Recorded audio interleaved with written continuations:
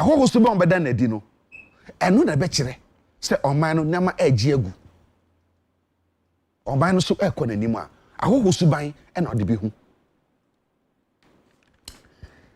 mumia hwe bibiye Agya kete enra enansa aveno agya kete enkrofo bi tu hye obi so oba bi so chana ni bi so agi ni sika nyina bonituo e plan man nsa tia miensan etete aveno agya kete video no na wo hwe no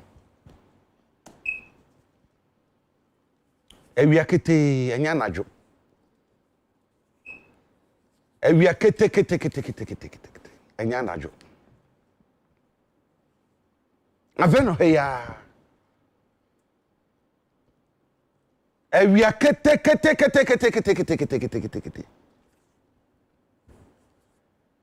Nsabisia ayana ayana na fosema ya kakra enye Ghana fosunu no but en kakra ne mebi didi ko muka bilon van ya yekokum police for me ni womu police ni womu ba pem ne sasa na gwa kusi say according to reports we are making kan kra I don't know say if that particular incident na say sa nipa na nipa na ya ma mu belo se release wo mu sedan yu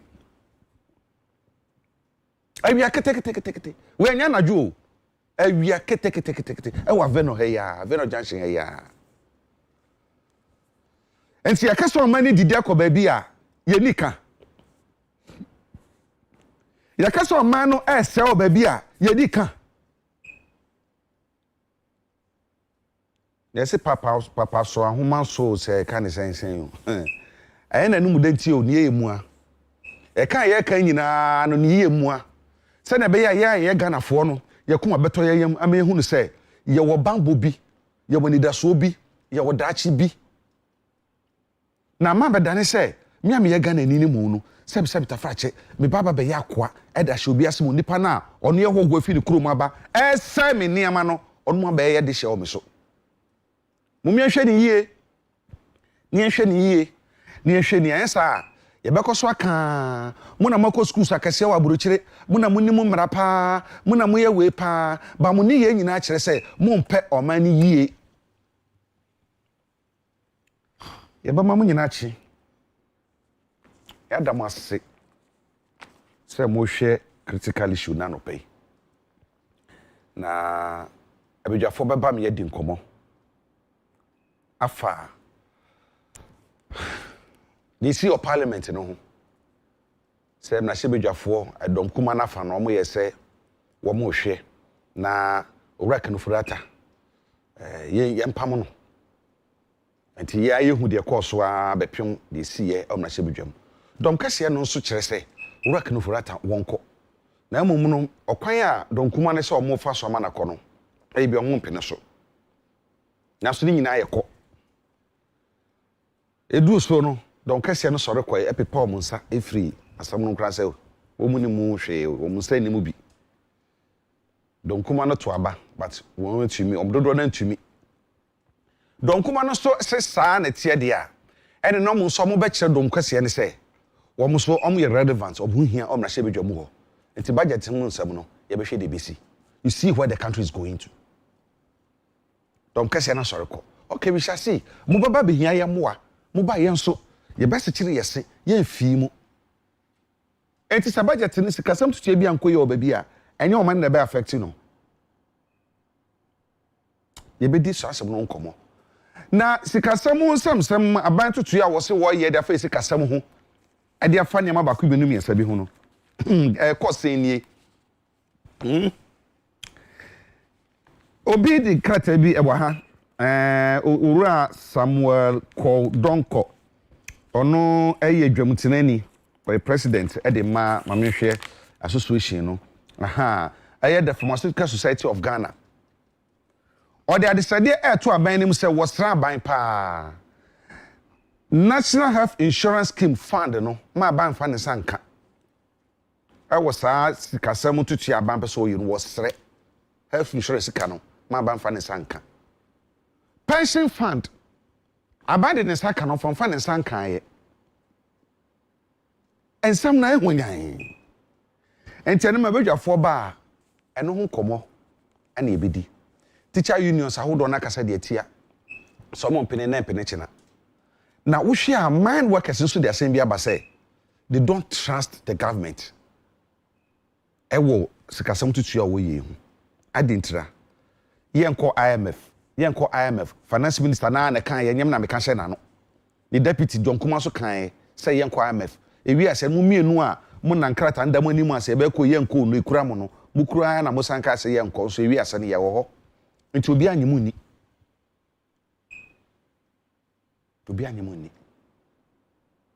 nti mentwa ye ho ne yenkomra menim abedwafo bedi nkomo ne adwendwe no man no critically ye ba esi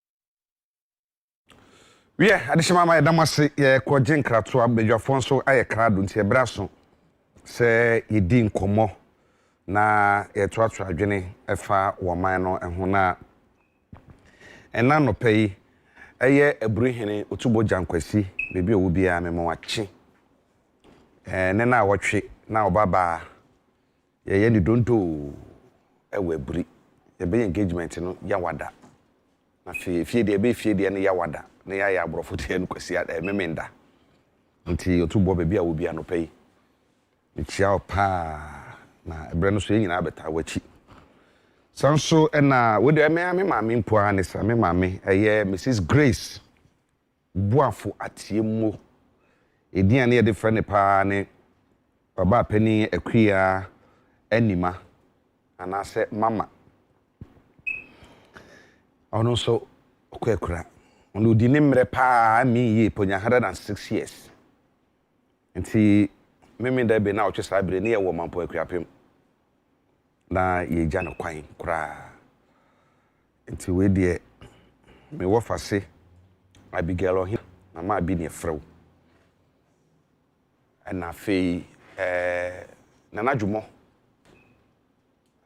you na mata ene abusuafo na aka ni nyina na fe mi sisi ba ko pesisi anope mo wache na mo nyina hyeden ye ma ye ho hyeden yakopon ya adomo a ne na wotwe ebe ko jama makwan e wo mampon ekuapem na aye fefefe sanso na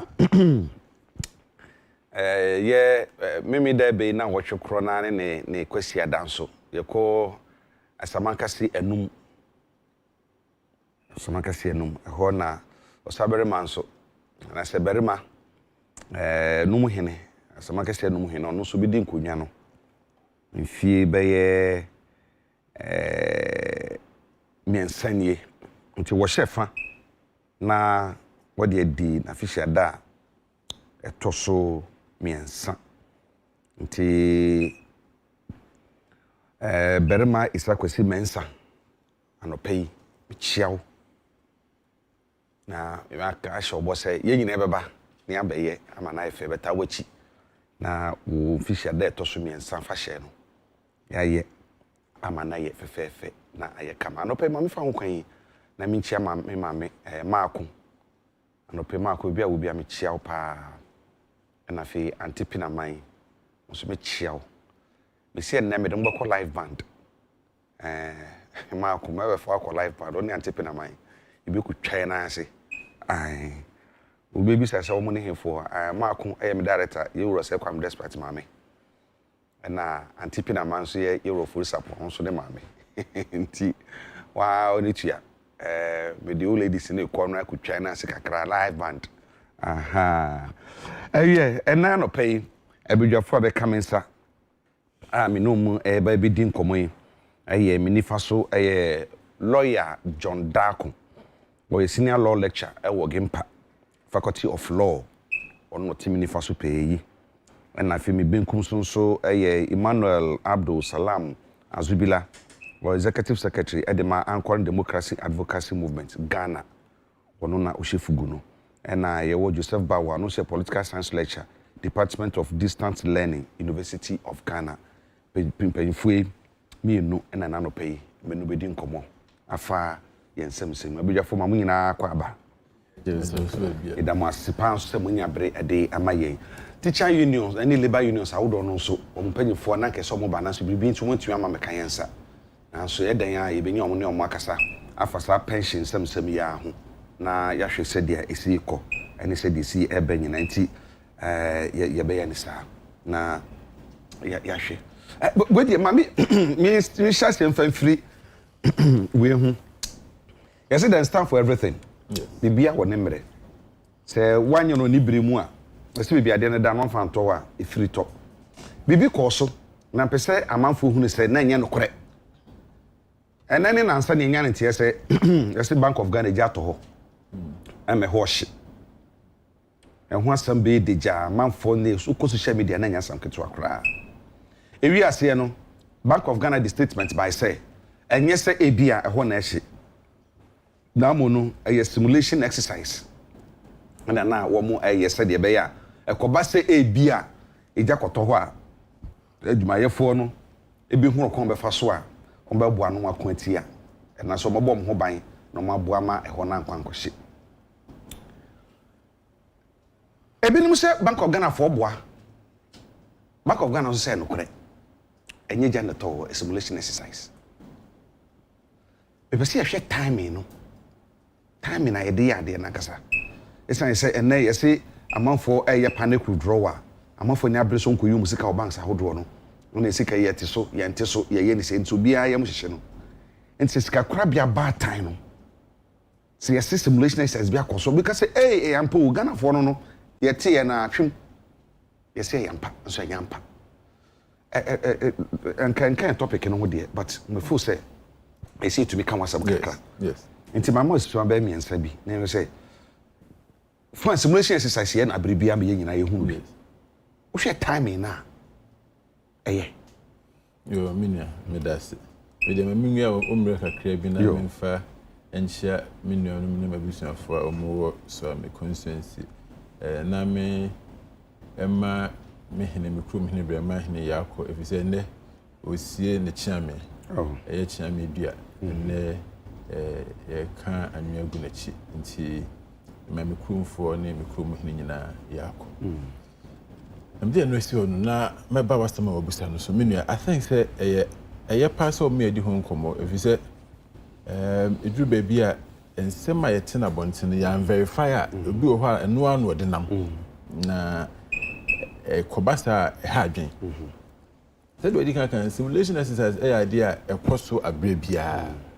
companies p or ha brano opeso hwese mpo alarm system kra na wo ho no eye adwuma na osi bi onso akọ edan akesi ma ye pe kwan a emergency exit edu ho a bibi say si abefa so you need to test say bi emergency exit no kra no ye mfa kuku ni nkaka bi nkogu epronachia na say bi akubi a say enye ya sempa ba fe edu si ye fa ho apie nkodu ho no na ye sum ne ma agusa eprono no achi afi na enipa eku nti ye de a ekoso brano me de menyi ni say time ya ye no ye wrong and I say I think ye pemre foforo na ye no there is no bad time to do the right thing.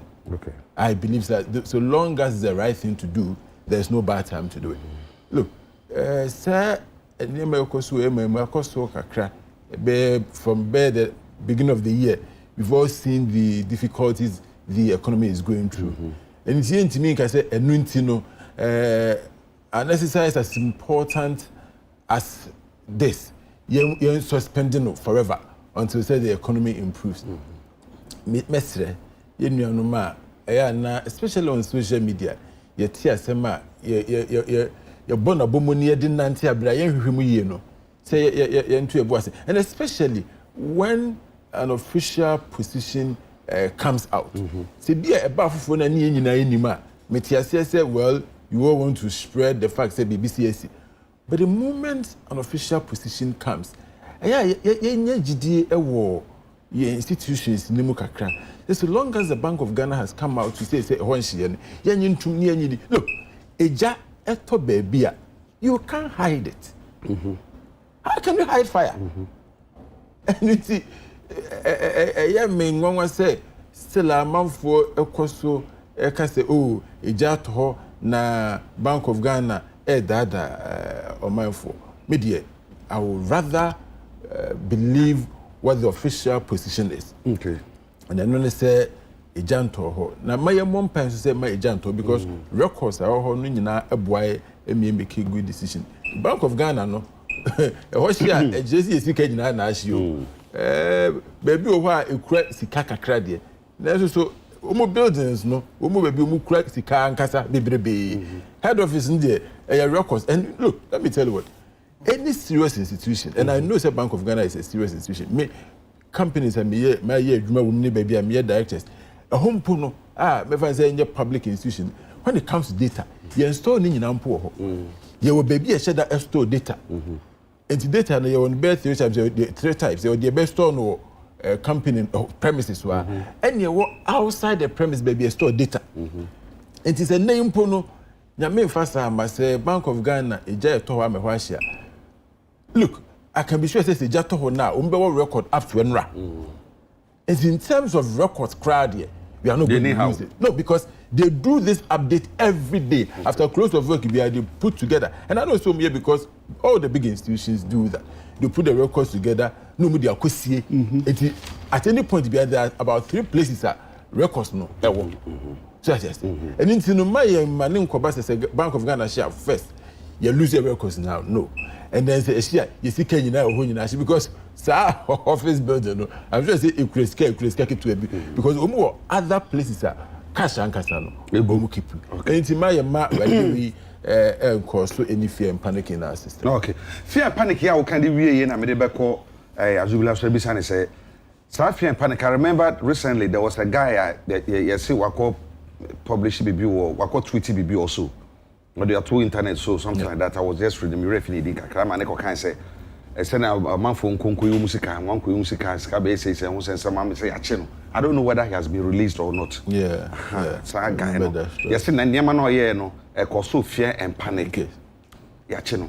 Na yenhwe at this critical time I yin nim say o man say kasam niam hye dan yin manfo obako sika ne yehwan so ne na asefo amanfo yate so yente so ya ibia firi so yin firi so kwa mensan ka mensa beka ne na asefo na bibi say see our Bank of Ghana no ye ka fear panic ya enye fear panic bi kuru ya na Bank of Ghana so dey say it's alleged to have happened. Yes bibi say they say see so man we say kumo ba mo bi ehun the simulation o see simti sa simulation ya kokoba ye no eno ni fear panic na branch na fear panic na o kan ye no emu dia ohine betumi super fear and panic pa azubila mama 3 minutes out Agya Kwabena bedase na mama mfa nkyira sonko mfa ma miamadamfo afa na blatiega o hwe ya no pai na mechia kwo nkatama nso consensus fo nyina nso a o mo hwe nda no pai ya mpa ye hwe na esiye ewo Bank of Ghana ye hu videos no bi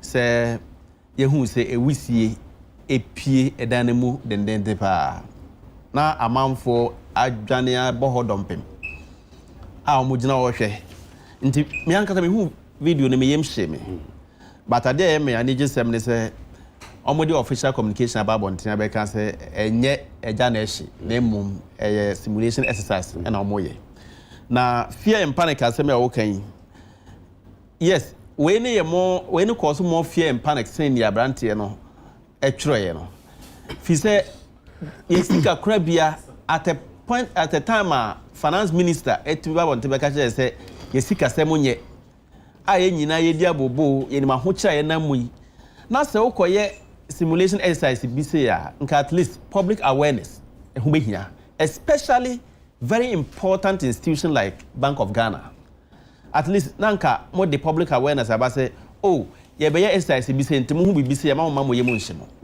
na se mo kwaye na manfo adwana be boho dompem omo twa video obi antumi ampia meka nkere omo se oh enye se edan na ehye na emom eye ade ayeye efa yina eye die ntra na mo ama videos na ba bonten afa na ekiremo de official communication abase na enye dan na emom na ehye na emom we na yeye ne wo kan ye se oma cause fear and panic na we mpo de eye more dangerous than the brand here because ye wo emra yemfa yesika sem emfa en bochecha na se emfa enko so sa ne man kedekiti na simulation exercises ya yema notice ansa na ye simulation exercise enye se yema notice ba ebra ye wo mu any the type of institutional side way esi already no ye hu videos bebra ema bi esu se because of sa haircut hon semsemi ordinary akoto ekodure o se ontumi yi ne 10,000 be nya 8,000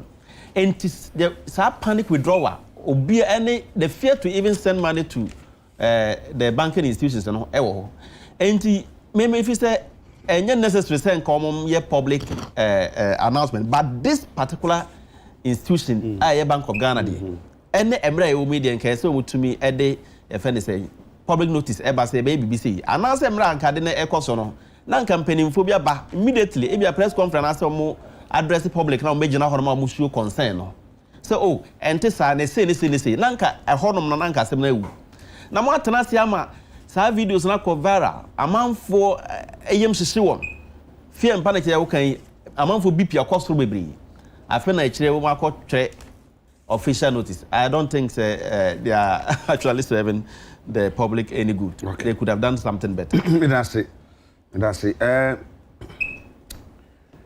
Bra, someone be said, no, I want to be beside we. Obiswaka said, lawyer can say, me say, there's no bad time to do the right thing. That's right. You to me, say, you see, some years I say, you know, maybe or say, yeah, if I can say, be a yen. Obiswaka say, Abia, and yet, or quite a fast year, na bribia, your man notice, you to me, na bribia, but looking at the circumstances, you say, a woman, you know. The normal procedure na beto na ya dane kakra magana fo say e baby bi si ntimu ho amamu ye mo hyehyemu anke betumi ane sama na ye na se ntumi anya ne sanso say a Bank of Ghana did release about it so social media a lot of comments I ban say they don't trust what the Bank of Ghana said sana say yakono mama 3 minutes na fe yan hwe na yan ni enkomo okay o de that's it any akonya we ade amame na se no obi a chacha ne de se enso encha bi na enye sa bende encha ne de short e koma mi fira da ajima one ne yere Encha no betu anti Gladys yeah omu no so omu na one and the two shall be one into what you so lawyer can lawyer for ne de mi jimi a obenya me content one chia no be two content oh they be enti na me chia no me ka be bredi a and at least if you for you na be to say elder ne elder na nka so ne enema ye de no if you be your crowd to me utoshi fufu kra na ya to rent ni enti ya da nyame ase na de me two sinners na aka no simulation de honom to say bia ma menka no say teacher for nti ma men breaking it down na amanfo kakra ho to say bia wo UTV me se maba me metimi aye program metimi aka news na interview no ya ka cheose be kan news ni enhwe ento ho no enti circumstance bi ho no mo a say me ka esisu send ebe ma we start public notice na awareness no ejum no oba no interview yen kan cheose oba usu nim driving no ebe ma ka no drive na ahwe yen kan che obi ko e ka kire wa obekwa akosua obe practice ade a wonim ye no kra ampo no obekwa akọ pe obi na wa ye short term we bi afi ube ejum anim a na afi de enye yi de bia de ma wa Jacob na boa mi o mintimi na ne ma na ha adwen but we no aba no as na e ka no we need the public education na no so no Bank of Ghana ebe ya onka den mpamacho January ye be simulation exercise ye be simulation exercise nti 1st January and 2nd January ye ba be nti mu sen wusie bi epu efri Bank of Ghana ma obi aye mu hyehye no na saa na exercise bi kekene ye e ma obi a eno how will we take it na ze see anso no yanka say embra because na say some time ago Ministry of Finance say jato mu sata na minister mi exercise bi a empeyfo no be kakra say ministry bi say ja etomu Foreign affairs.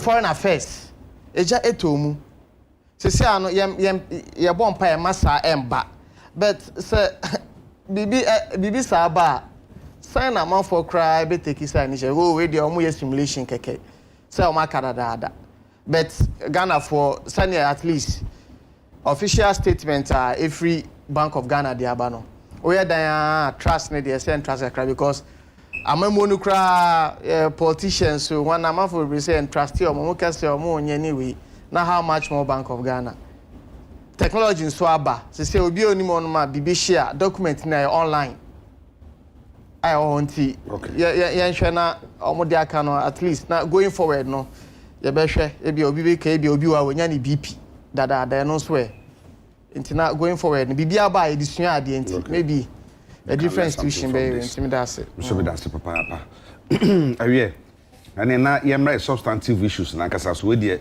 ye de prapra kwan mu se de be ya amanfo bi adwene omo no ye wo de aye adwuma ma Bank of Ghana na no paper anti no ye wi de receipt no bebre mu na motua ye PR ama no paper anti my beji Dr. Addison, right?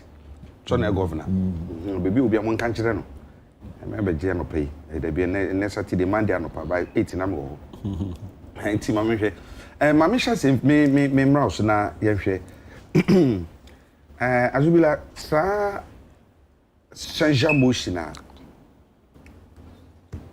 minority at the core say yemfanyi finance minister mfafiri ho no. Am see nyina ye nim be sha se majority stand I was Sanja Moshi no ho. Mo can say even though one mo korea say work no for that anko. But they don't support method minority no ebe lead no. And I say ade ba no. Yanko committee atenase. Waba committee no ye hu nsem e course wo ho. Afei edu time e say be twe na parliament ye take decision no. Minority enko an kaye, majority say one paper musa e dey free dey course no nyina ho. E ma say sa Senja motion no. Akokoje go hwe anope daily guide no ma wura fenyo can say for that test motion politically showmanship. Anti as a political showmanship. Anti me the minima say Sunday see hu no. Say say na me koye na me ka brofo akese na metumi ye na me committee no kura no me extra lay na me ko na me bisa onipa no questions saa ma na no fomfom ye na say no ono watumi adi nkunim we no watumi ani nkunim Sunday see fa no and say the issue has taken a seat to me ho na ye wi a ya ba ne minority so aka per the decision any action majority no fire yo Agya Kwabena me da ase na sa Sanja Moshi ya o ka ho asemi me pese be bie mu kakra ma manfo hu kwan ya fa so ai baaye na ne kobae ne nyina ne se majority MPs ene frɛ sɛ ompese omo omampani esake kenofrata esan sɛ ne dwumaye ensoani na MPs I think almost 98 98 yes nti omo babonten this asem beto ho no ena minority for so kan sɛ oh sake ne de enim sɛ omampani mpo de den ya on sake no na emom ye pekwan be fa so parliament ha betumi ahye omampani amana de ayi no. But Senja motion, ain't me show man penny. Yes, I'll come there. Okay. Just so that we enrich the discussion. Exactly. Because ancient no. Also, I'm for can be so. Ancient mo de be share man penny. Enti wo hwe wo de manen kasa wo du ba bi ese be bamu abamu. Yes. Enti wo hwe se ne ekoye na akoye te se me ba aye bone. Na ma akọ pekin se me hwe no. Na obi aba ba ka se na se aba ya wo de be hwe ne mpo de so a. Ji aba kese we hoyo say abofo no pamanyam no na odi aba na to en ebi na sa drama na ehu no parliament no wo hwe kwanya efe ne say minority for no e dey fast na even enka omo vote ye ema majority for no potna ase ema omo ka say omo yi kenofurata afri efe ne say finance minister na say ema on ne parliament nye adwuma bi ma nko mampeni betimi adisare se still ametimi maintain no na emum eba parliamentary business mema ne deputy bi aba na ono ne parliament abedi nkita ho na emum mma ono ma na emum sake ne mensake no enti wo hwe omo mieni na akoye se omo nyina efra de kro na emum method na omo de frɛ no different na wonwa se omo nyina aba into conclusion se nipa no omo no ho modern ni dwuma ye ensoani Ghana for ebre wo hwe se ne eka bebre aba ono ane company a benefit free efe ne say loans a woje ene loans no mpo woje na so nimfa so ene ahokyira Ghana for famu ene nipa o se o manage economy a wo ye a key player e wo economy management team no mu a nyema ko say na ehu behia se yin mfiri ho na ye ko hu sa drama we wo parliament na ya na ha adwa na obisa ho say were they trying to cheat our intelligence? And I say MPs no, omu mini ni omu kanye no. Na say eyampa say majority MPs no say some madwen say okay yen ye kan say ye finance minister onyade o man panin sa aka no ebia explanation o man panin fra o ma o de ma o no ebia to asum eni nti say ye mpese ye sa aka no bi ma na nkoma babonten ama general public na hu say ya sesa ya adwen ye mpese ye ni firi na say mo edin na say minority so kofa there is another method but ye mfa kwan we so na ye ni firi ho na ekoduro say ye de there is sanitizer ohuru yensa e parliament enti ye nka ho bi ya sore pia na akwa say Ghanaians adwen na modi di agro parliament wo mo se sa method no mo sa okwan apese ofa so nyina ekukuma ase ebia memefa VIP obi so fa plane destination ekuma ase obi so befa wa ibi sprinter eno so nyina destination ekuma ase na method a ene okwan a minority person mo fa so de ye no majority say wo mo de wo mo mpe nti from the onset no ayade o maka ho asem say enfa nti make us asem ni say wo hwe sa sejambo shin hu adho committee tinase is some course wo ho questions bi amanfo bi saye anu yi bi e ba ye ene su bi ban bi a dane di e wo ho nyina o wenkosi aga nti asem no kura be kwa adho committee wo kura no be ka wasem kura be wi no na asem no yebu awie kura dada ana bedu ba bi a ye duri nti de so mo mpe sa okwan no be fa so na even though they want the finance minister to go no one person be fa sa akwan no so you can't force them to and meka no yes hwiegum ene potogum ni nyina ye kokwansen kro na se ye pese wokọ na mom kwan ya mom se ye mfa ne mfa so no ye mpene so but at the end of the day ye pese ni paneko na wo hwe ensem a finance minister ne ba parliament be kan ya utimi so wabu minority and majority for nyina nimtia because ono aka kira mo se I have done no wrong also onye hwe onye boni bia ese fata se omun parliament nka se omono no enye adwuma anase yensake no into ono mpo no onhye da enu no ho anase ne majority for anase minority for ka no nipa na ba parliament abe kan simonim se ma anye boni bia e bia otan keke na mo time enti we eye mra nka ombetumi egina so na nkoma ma finance minister hu se waka kire se wanye boni de na be mo hu se ne we ye no etia Ghana for because Ghana for ebre amanfo bebre ewu enam why boni so mo se why bibi ti wo hwe ayi na ese committee no kwa uti afenyo market so obo ameso meboa per the publication of this newspaper daily guide no was afenyo market say the ad hoc committee no kra no want to improve and produce findings and recommendation bia. That's what he's saying. I'm trying to figure. But it's true. I mean, say over there in Parliament, no, Oman fa recommendation be from the ad hoc committee. Say based on sittings, no, and never say say between me exactly. And he said, I did see a ginaso, Eddie Tuanamon, Eddie in the free hall, I wore Machibjamono. I dare no Eddie in a soir. That's a blue jimmy be and I say, I can't miss a minimum damage.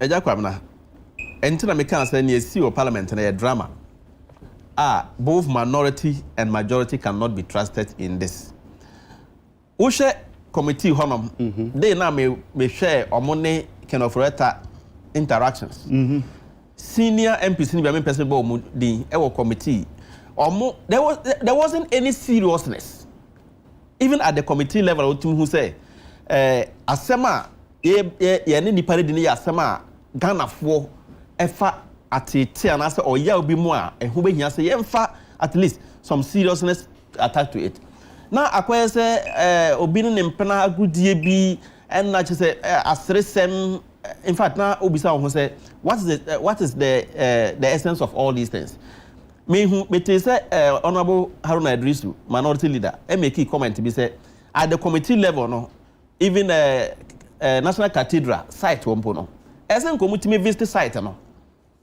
me as an engineer I think or can't as an made there because I cannot pass any judgment whether there is even construction work or not. I can't even say anything about any construction if I have not visited the site, if I don't even know the topography of the land, if I don't know the nature of the place and what has happened and what has not been done.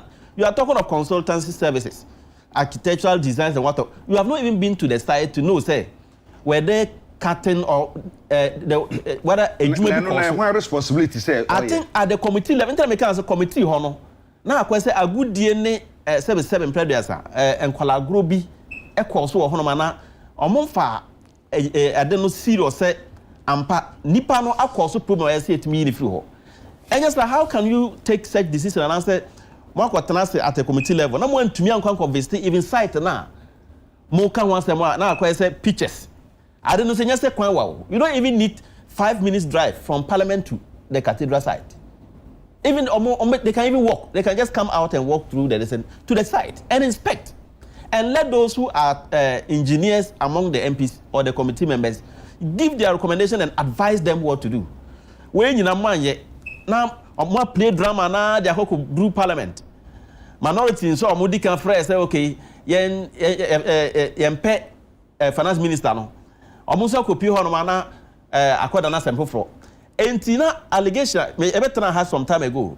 Now one of me panelists no ba e can say there was some bribery allegations say on be bribery MPs na omo be yes ade no mo pay sika bi na Venice finance minister no ema o mo common fund and answer bibi no ntema asem na tia koda ema made dispute to say no we should give some respect to the parliamentarians and at least there's no evidence to that but niesi no ema ya believe say we are forced to believe say ebia na bibi cause na say no more interest bina omo ye na nye nie omo ka chere say eno adewe na finance minister ya enya epese unifree ono ebia no na epese ye because ne omo ye nyina no obi ani ho tiase eya mpase mempo amete hoyi me ga nani nka omo frame wo committee na se menkire enioma esefata enioma eda di pefesi yen finance minister na I can point many things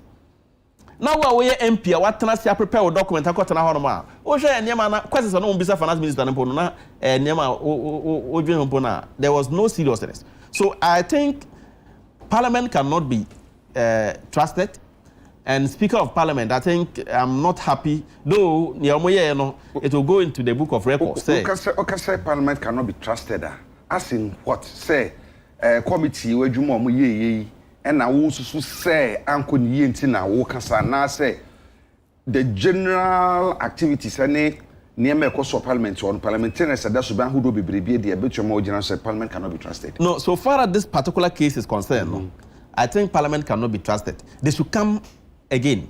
No my NTS because send your can who any ahucha Ghana for firm support ammonia free Ghanaians for to say.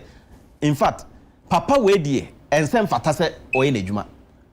To a point to say this is the first time I am who said MPSA or more ewa bemu. Ankasa dodoona babonte be kase omampani ye nipa we de o yankasa ye party nipa ye mpani unifro na nedwuma ye nso ani in fact na ade a utimu se ade omo se information omanya free omo various constituents enti se mo constituency for kasa asem wa kire mo se aho kire ye famu de now is unbearable enti nipa we ya odi ye sika semani mo no ye yini free on ye mpa obi a ye more competent se nkomo attach seriousness now so per what they told us say omo constituents and asma omo no any ne omo koye parliament no they have disappointed their constituents and I think say parliament cannot be trusted so far as this particular case is concerned they should come clear and let us know what is actually going on. That's it. Le ajoda ko sansem ye ba ye majority gina bre wo ho am say obehwe kra na majority for krampo na epusu asem no emu ye hyehyehye saa mesanse na ewo mu se amafo kasa yewra kan for reta na dwuma nso ani omo ka but for so on my money nyina betu akasa say de MPs 98 no na ehye ayo no an nkrofo na minority so ebedi akire ade onipa na yese yempe no wonko ama mabọ mapani kokọ mapani ni mo ahia ene de ka ho nyina say no we no so say okay say mo mapani so ma ne nkode a ene yen so yen fo kwan wo su ne ma no nkọ so kwan na ofa so no so eno so ko edu om so de abo no say ye dan ensem hwanyan abedu bia ye dure say dia azubile kan wo gidi sa parliamentarians so mo fa serious pa e wo de ekoso ye hu omu huni ye say Ghana for yen na ye ma omu tumi mo akọ agoro bi no mu di adwene di ana say den ha say de ebi no mo susu no yo minia me that's na me answer your question I can say me de mahunu no parliament adwuma no omudi no omudi ni ne kwanso ano and I'll explain why yenim say NPP and as majority members of parliament eka say omu free say omadwimo no Minister for Finance onyina nchen na yemfo bi foforo mra na ometoto omanu sikasem mini ni say sa position no omajai at least not that we know of nemom de omu amiate ase ene say oni omampanyini ehia ene omampanyini eka twem say omu ema ne mre na finance minister onne IMF enhyehyeye a omu eni nkita ho omu di no omu ni nwie afien so no budget so eba oman say ekoba say January yantimi approve budget say si a enya de betimi atua doctors ka enya de betimi atua teachers ka police ni military for eni enuanu mu ye adwuma wo abamu no yantimi ntuom obi aka eni nti yenhwe na finance minister emtutu sa nyema we nyina nwie na akire ekoda din a wamano ako at least sa na yenim I don't think that position has changed na de akofa we nyina aba ne se yenuanu ma omuwo adom kuma mu no efri se mo se onko na se president se ontwe dia ene yenyusu sa procedure ya ewo your constitution mu and articulated to the way to censure ministers ebetimi ama wo mu dwumadi afiri wo munsa what they forgot and say o hwe yemra ponima sa process no it does not lead to automatic dismissal of a minister unka say ya kosa de we mu nti wieye na no president is bound to dismiss the minister say the constitution no can may president no enyo hye opa onye and you know if minority thought that by going through the censure processes they were at all costs going to get the Minister for Finance out, then they were mistaken. Politically, omunim say enye possible. And enye possible and I say it can be possible. It can or cannot be possible. No, politically, you know. Omunim say, and that's why I said politically. What they are doing, the process legally, they are in the right process. But unim say politically, and let's be frank. And to me, the president because based on the act of the minority, we in the minister. Then that means it's a politicians are not be fair to us. No, or not now appointing the panel. He is appointing authority. So decision be able to say any minister, any reshuffle minister. It has to be his responsibility. Look, at the end of the day, or no near to abam or no na Ghana for Ebeka say, and nam wadi our inti, ye twa to beam, and I say party no cry, person party no, yes, I try to beam. He bears the ultimate responsibility. So he's not going to be detected to by the minority. But what of Serbia the Omo canon so would so as so to be Gina so Ebia no crow Yankobeye. Now so it's say Ebia the relationship between me, I'm not referring to you for that particular one. Young fan is generally Ebia Mampedino Hono, and him say Ebia, I'm saying Nasma City, make sure and impact one quadia, a bad because he has been loyal to me in India, and be a Nicky be on me in Tamunti. And here, say, or come up in America to then ask a giant at Jesse Town, and and there's a minority the way bad the year near Cameroon. It's unsaid, people say me and between you know. Yes. Don't depart the end, I mean, you know, with you, so come and found honor. Is that not also a scenario between a German? Well, then, you see, it's a scenario, but a president who would think like that doesn't deserve to be a president. Why? Because being a president, you don't rule the nation by emotions and or friendship. Who take decisions based on what is good for the people of Ghana. At the end, me say, we didn't come Yankee, me know, so no, and I'm so Madame Fanasi or Bear Minty, and there's a minority about it. Then you don't deserve to be a president of the republic. President of the republic should have the guts to say, we mean you are Madame for, we are a banner, we are dear in your crana, may you feel. And it's immediate. If you say that provision in the Constitution, even though it's good, it becomes very, very real when you have all the members of parliament voting to support it. And but when you have a divided parliament like this, you see, anything that if you say the Afenyo marking, honorable Afenyo marking, it was just a political showmanship. It was just something for the people to see, say NDC, and I said Odom Kumamu for Omuye Bibi, because they know from the start, say Adiana no Moyeno, it wasn't going to lead to the dismissal of the minister. And they say, why do you go ahead and do it when you know very well that it won't lead to your ultimate aim? There was no way that was going to happen. But for me, why did the whole process scatter the way it did? It's because of the grounds that were preferred against the minister. Look, the idea is why you see the any conflict of interest. Now, your constitution, and nothing that you say a year upon, am I a processor? I will say a difference to a year and yama. In fact, the way our law is structured is said that if there's a procedure or if there's a way by which something ought to be done, it is that way or that procedure alone by which that thing ought to be done. It is you can say you friend you can say you for bunkum na enya ade a o timi can say oh medium person me friend fa. I said the Amran see for bunkum sa and all say. And so if you look at the charges that omode buyer, the first one is a conflict of interest. Conflict of interest allegations and investigations clearly by our constitutional provision by our Supreme Court is reserved for charge. And that is the procedure. We have to understand that. And then can say our rules are that if there's a way by which something ought to be done, it is only that way by which it ought to be done.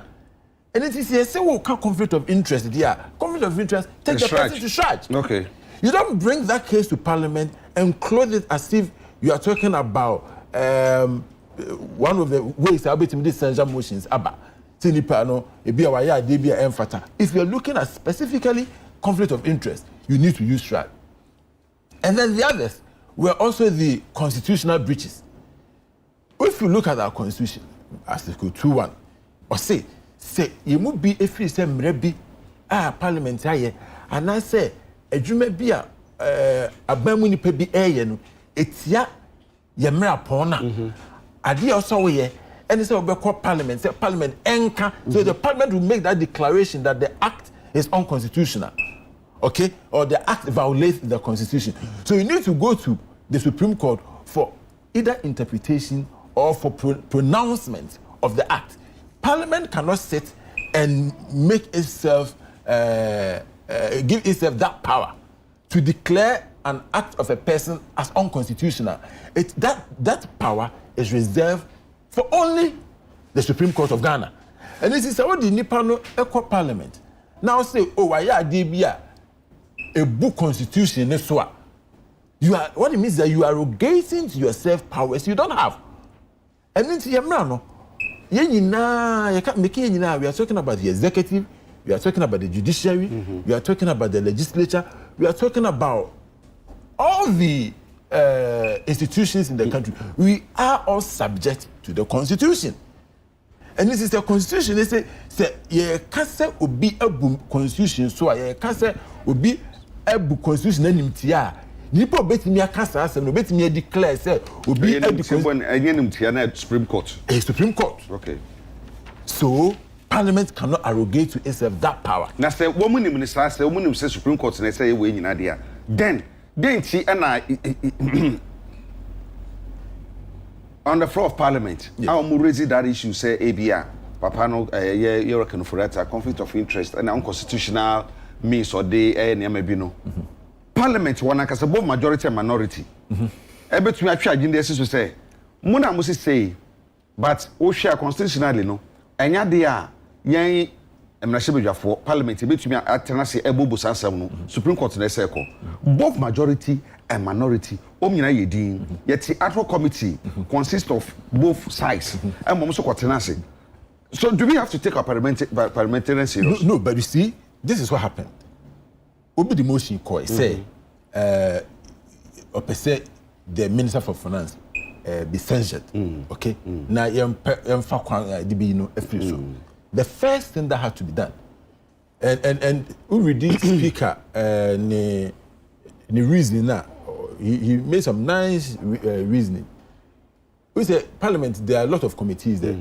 There's no such committee to take cases like this. See, your finance committee, it's a finance assembly, your constitutional committee, into constitutional issues, there's no committee this BBC who abubu. And into a motion, I did now was a speaker, and I think he did the right thing. I said, okay, and yeah, you best set up ad hoc committee. Ad hoc committee, a committee I say purposely for this. You are a good and your permanent committee. Okay, me yanti committee, ni encourage assembly. And at the time my speaker set up sa committee no. Say na omu grounds omu de ebe they were not even firmed up. And a committee ho no omu call committee ho no. A ho na proponents of the motion. E kwode omu enyemadi e de ache committee no any a minister now we involved. So the setting up of the ad hoc committee, if you read the speaker's ruling, I believe was right. And to if they had brought up any other charges, any bother on conflict of interest or any bother on what do you call it, constitutional breaches, and commit me any BBT. Now the other one, the other charge, Edibaye, said he had been incompetent. Now, if you listen to the AG, and I thought he was right. It was more political than actual, proper motion. See, the second panel. Okas will be incompetent. What is the yardstick? And he asked 2 questions. So, okay, so me as Attorney General, because Supreme Court let me lose 2 cases, is it enough grounds for you to bring essential motion against me on the basis that I'm incompetent? Or me lose 8 cases? What is the measurement? And you see, say, what was happening? And this is not make us say, minority. They knew, and there's no way he was going to lead to the dismissal of the minister. It was just political gamemanship, and that's why I agree with the deputy majority leader. They did not lay any solid foundation for anybody to support that motion. If you put that one aside, what the majority members, the members of the majority were asking for, they said that look, from their constituents, Omufri said a change at the helm of the Ministry of Finance would be good for the country. And also basis so the council the constituency the council and they so you see it's woman constituency na catch him say and at least you said that information is out there. Okay. Constituency say constituency say of course the president, the minister himself admits that is that the basis for dismissal of a minister? That decision rests with the president. Now from the president are rejecting outright unless the report we are having is wrong. The president did not object that. Was say mama memre no only IMF negotiation no womu enwie mama memre no one share budget no enwie owia mema no akofi. At least that is what we know. Now ekobase no mama na akofi ana say na fe madwene de amode bae no ho. Well, the report I made the me say president says say omu ye we nyine omu ma no kwan na say oye ne budget o ni IMF ewie negotiation na omu request no obe grant. Okay. So I take it that obema no akofie. Okay. But you see, president no adwene, he wasn't thinking in the now. He was thinking in the future. Say adi omu kan they may have a point. Now, it be a 1 year IMF negotiation, will be all prepared budget. Say, see, what is going to happen to the 2023 budget? Come January, come February, how are we going to even pay workers? Now, without him, I will be in the deputies living to me, and Yana Nemo, assuming that at the meeting, simple say, be another home for no, I did not try at Sabia. One no ni why, yen to me and read the budget in money ye, send a bit soon say, yen to me read the money ye. And also said, IMF negotiation, you to Germany, assume so you disposed that. Well, I mean, it's a good point. It's a valid point. I'll be able to me. I can say. To me, Kwabena say, "Ne papa no ehun fana or man the finance ministry won't function." I'm not sure that's what anybody is saying. Rather, no, the minimum say of my penny can say, "So what? Yes, yeah, no, who are dear or won't pay dear, Mama no quine." Na want to me, she say, "Yimame." So I say, "Say, Manu de Sumina, so Kwabena said, no, hold the dono." Known to me, ma. I believe at that point the president will make a decision.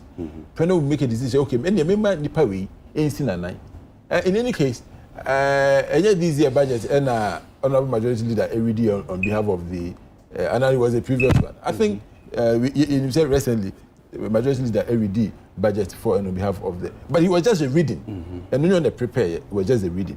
You understand? But the president believes that look, at this critical period, any IMF negotiation. At this critical period, our many more idea to let your finance minister live, like that. He felt that was going to destabilize the economy. And look, let's give the president credit. He has managed this economy, at least from 2017 when he took power, managed the economy so well. The economy was one of the fastest growing economies in the country, in the world. We should understand that. We should admit that. The president and his team manage the economy so well. And unfortunately, until COVID-19, so we should give the president at least that, I believe, respect. We should give him the benefit of the doubt. The president knows what he's doing. Look, he did so well. He did so well. Let's make that point. From 2017 until 2019, COVID-19, the economy was one of the fastest growing economy, led by this same finance minister. And the BBI. But rating agencies, so FD Camboy Coco somewhere in 2019 say, Nema Bakumi be Cosasia and Shia, a bit with your however, Yisika G Muno, Yabisia Bomuno, say no so by. It is a rating agencies, and it's a quack as I can see, as Shasia boy cocoa baby, and you be no more free baby bedroom baby tina, Sabra no more boys. Oh, me, Jidi say, a Niema is globally, no, and a high end. But for those things, we were on a very, very sound footing, very, very good trajectory. Near economy, not a picky up, near Kuyi. There was nothing wrong until COVID-19, and then into quite a way we are saying, look, the whole world's economy is tanking. Interest rates all over the world. What I say? You can baby or crowd, idea, Yamaunto, say up do I amount to do nina, because if I'm new and this is happening all over the world. Chinese economy is shrinking, American economy is shrinking. At which level? Well, at various levels, but so what we need to understand is that if we are saying baby, I want you you can say strong. And I've made this point before here. So, I'm saying maybe you used to Krum, you import most of them, no. The inflation imported. Let me say, say me you are 4 years we used to pay. Last year now 5 cities. Abrichebi and 3 cities. You may have 5 cities. Say na Abriche e bi okra do 10 cities. Enti me do hanu ba means price now better hanu. So we have to admit that, look, Ghana, we don't live on an island. We are part of the global economy. And the suffering and our neighboring countries is around the whole world. Our neighboring countries, say, but one example, no, so we also are living the same environment as we will be. No, and some of them are worse. Even Nigeria, I am told, Nigeria. So when you say our neighbors, we are all suffering. Nobody is enjoying surplus in this economy anywhere in the world. Okay, what do you back to economy and some neighbor so because your boss are debt swaps, debt one by the you back economy once based on that, Dom Cassie on a ship. To say almost all my hormones, I would decision here. And I said, dear course. And I think they were right. It's one hormone suffering. And to all my hormone suffering as or quite fast so a DAU reckon for that and free one and no. And now say, reckon for that say cry the adwen asubula bisa question say so woman adwen sakra bi say bia na adwen o madwen asesa wo ho a why don't they come out to tell the whole public say okay yen ye buy say papa no na adwuma bi enkrofo say by enkrofo na sante na say hu say global something no yenya na nya adwuma na omo ye de omo ye no see again except between me member of parliament so but I can only speculate okay at least from what we know that position hasn't changed parliamentarians when be a press conference say omo pese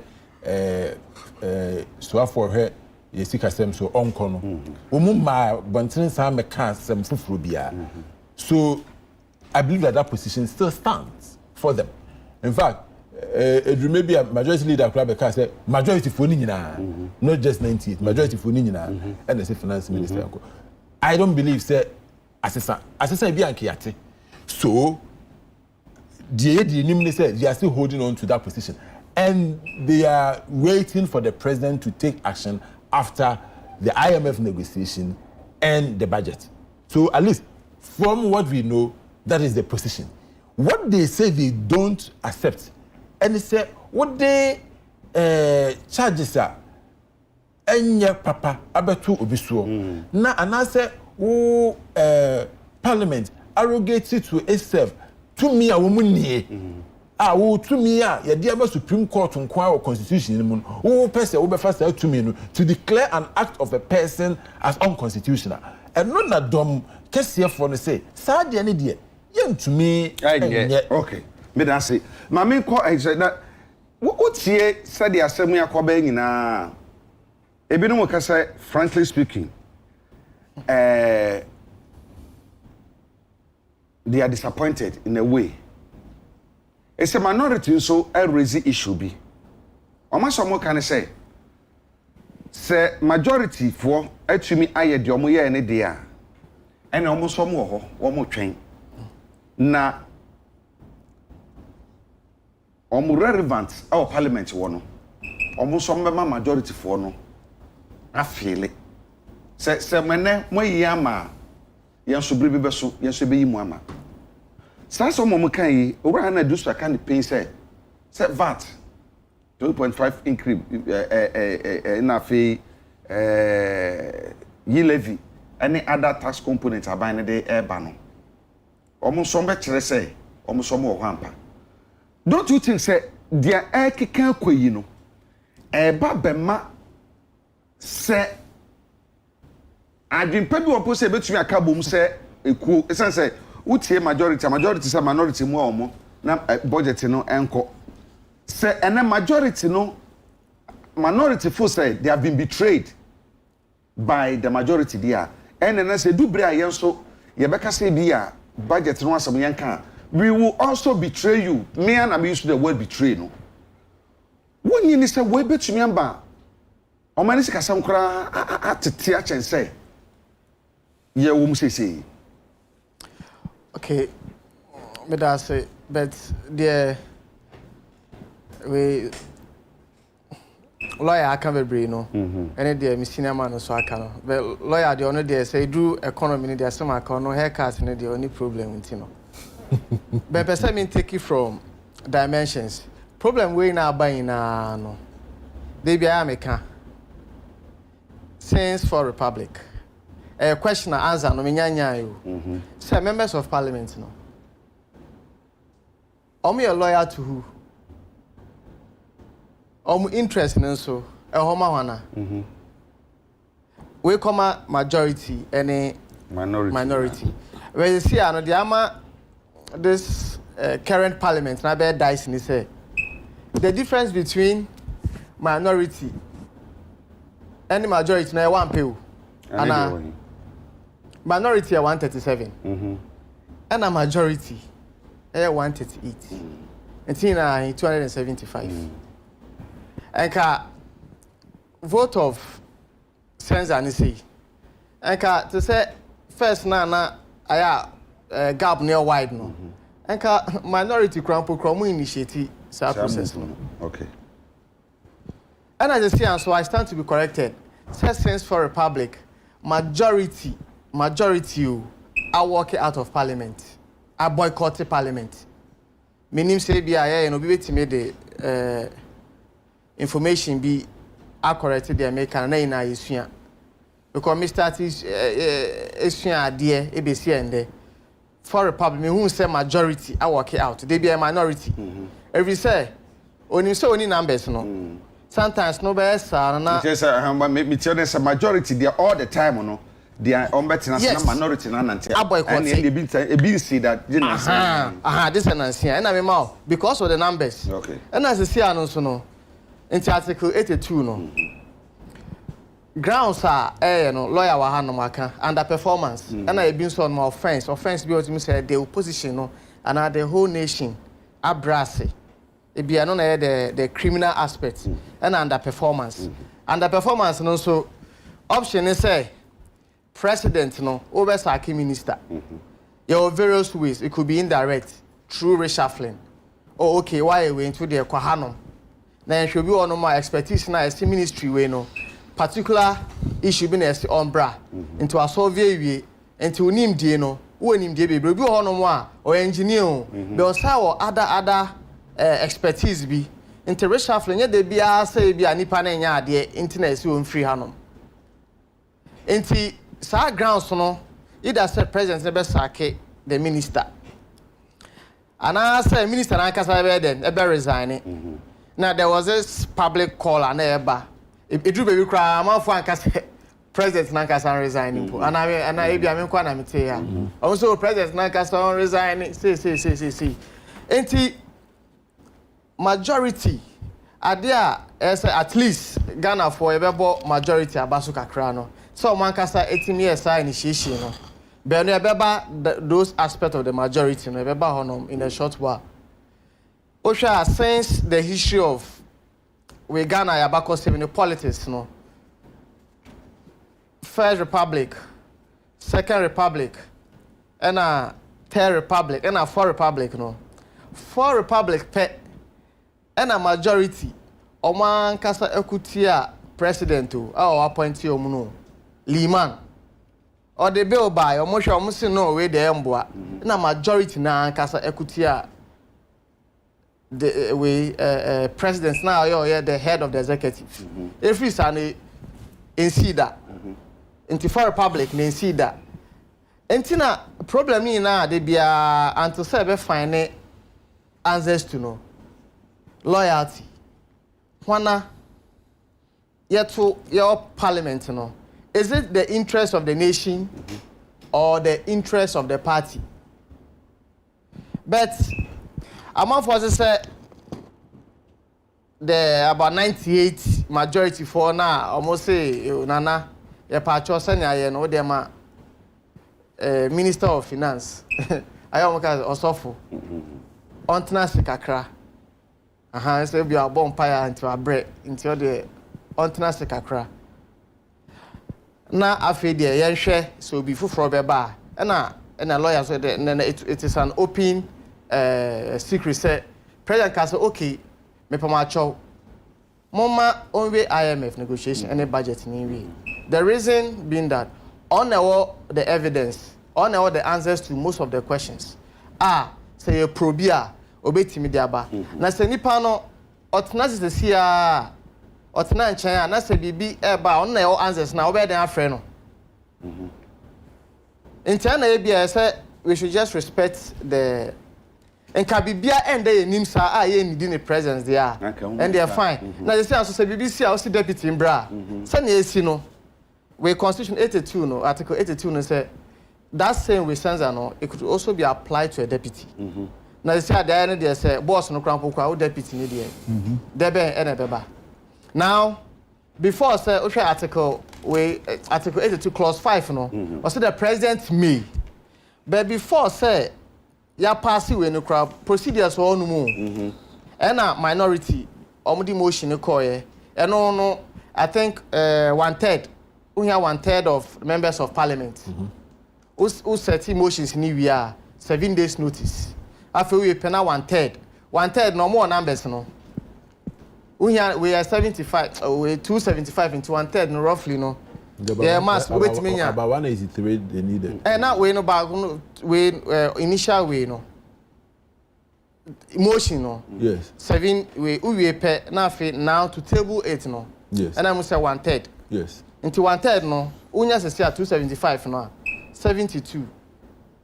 1/3 of 275 72. Into I don't know mu here minority ni problem. But overall we no afi the beko government ni no. And the 2/3. 2/3 no so calculation na mass na ewu bet. Ya na kakra. Oye 2/3 na ubenya approximately 183. Minority wa hin sesi a 137. Inti onya hin ena obenya 183 no. And a call no so those who initiated it no from the majority. No, but there's a difference. We can say we initiated call no. Minority initiated the call that the majority initiated the call that the minister should go. Yeah, but the process I'll come there. Yeah, I'll come there. No, okay. My member hono. Mitimi yewe na afi na me da ba hono. Enti ade America sesia no. Enka workers and the makara that say normally na minority no work out. It's a majority because of the numbers. Numbers no so parliament MPs bia no parliament say no majority house no your bench MPs. Bench back benches from the back benches. Omo we o they are in government. Omo MPs. Nanso omo sheda any rule. Ewa aban ni. Omo take active by yeah, nti onye minister. Obi won so a ono oni we ntina ebedu kra obi ono ma ye ka say ye be deliberate issue bia. Eno kra come the absentees me ba kra we cabinet meeting kra po kra me nka ho. Nti me kra obi be ka say your presence is just like your absence. Nti e ba sa pe no so vote no so ka be secret voting. Enka procedure ni na eto pepepe kra. Enka still ena obehu sa loyalty no. Ye be secret voting no. Yan fan say we no nka bibia eto pepepe. On say akanda constitutional breaches na age crampo say violation of the right. Yan shede nya established concrete. Ena lawyer so aka say bibia esa no it is the mandate of Shraj. And yet say parliament and say majority leader crampo ka say and yet say the omo ya na bia omo fast one na bibisa reason omo work it out and say omo fa the right procedure because the same ad hoc committee no honorable Dr. Dominic Aini or the okan bibi na Katie Hamon so akoka bibi foforo enti two na kasa na mo na already no right from the onset no there is division majority for omo no omo yi omo nipa ema ana then so minority no at the end no more conclusion omo no ana omo de enti no share no wo come na be system enti procedural we na on be fan na key issue no sesi a because majority there ne de ne say yen sack no ana so no resign ana minority and so use vote of censor. Say omo support omo na sabape problem on the part of NPP. Say wa bemu kra na ya support NDC4 and omo de second awoye. And the other aspect, the other one to be who is the Judas among us. Why they betray because a secret voting, in terms of secret voting. About the enemy say you bet 137 April. Me then I because okay NPP NDC or me a minority or 137. Until they can one amo and omo to omo 4 so ema NDC4. But do we have to as democratic country you say it's democracy. Do we have to look at those who will yakwe bibi wa ha enti we no mu e wo mu say ye nipa nie and na we no say ye secret voting you know. Do we have to go and fetch him for and to the CIS? And yes, no. See, yes, true democracy there. Exactly. And a problem, no. That is a problem we are having. And no, share your constitution is say the hybrid. The system of government, obi say new presidential. Yafa parliamentary kakra. And I yafa presidential kakra na dey abom because almost after Yenya independence no after Kwame Nkrumah Buja eba parliamentary and kakra ye call full presidential Liman they say 1992 constitution no we were problem ye imagine na but no amount for political scientists for amount for broadcast constitution is a problem e can be loyalty no now maybe until loyalty is here no when you go to parliament you are not fighting or protecting party interest too. But that's what send na ekoso. Yes, a national interest. Well, enti bebre so ho no mo a onim say the aban ne beka no me party ne say me tutia me party a e bia me nya ministry appointment. Say me gina wasama o ken so dia ene na emna se badwam ho no kra no hu hia se ye to abama o mo esan say wo kona dia wo party aka na wo dwene ho a ade esigina wo ho dia ene na oman na wo constituents a wo party fo wom wo manya wo party fo so wom ena ye nyina aka bom ena mo sia na exisa hu nya klase ye to abama o mo abato ne de den a untimi yin frimu because e ka say one person onye MP e bia na aba ye 3 ha yina one person onye MP yenko seat na me say melusu me sha lawyer obebo me Jacob no kra obebo me ntimi melusu entina democracy de eye eno kan obi na abato no that's the one fundamental importance of elections. A peaceful change of government and then leading representatives. Because one to otiana ebia onya bibi obi so ono mo a oba parliament because of tickets to NDC or NDC nti eni nti obi ono bibia o NDC nti NPP nti na man no sa leverage no nti oko independent so a ebia na wanya oba independent so a onya ministerial position nti na eba ya ya okay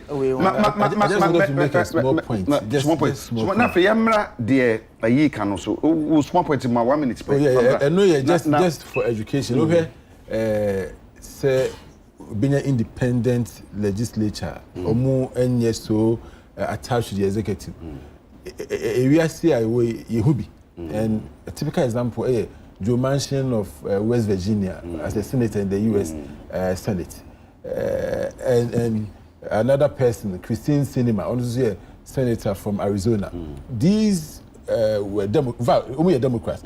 Just yesterday, and Christine Sinema said, independent, yes. But these two, no more, Joe Manchin, they still there. There were times that now government policies with me to a better, and he will do it openly, and nobody will fault him. And do and Minia, so a political science lecturer made a good point, and it's because most members of parliament, most members of parliament, Eco Parliament say, you catch the eye of the president, near the minister, and he person will be a minister. The executive, and so we'll get there. We'll get to a point where people will go to parliament just for parliamentary business. No matter parliament, it means who share president, who share the say try to who ya. Would there be a time we between be at okay, so talking about president, in NPP Munobia now because he used to speak against government, every no parliamentarian. PC appeal for you. Yes. He used to do that.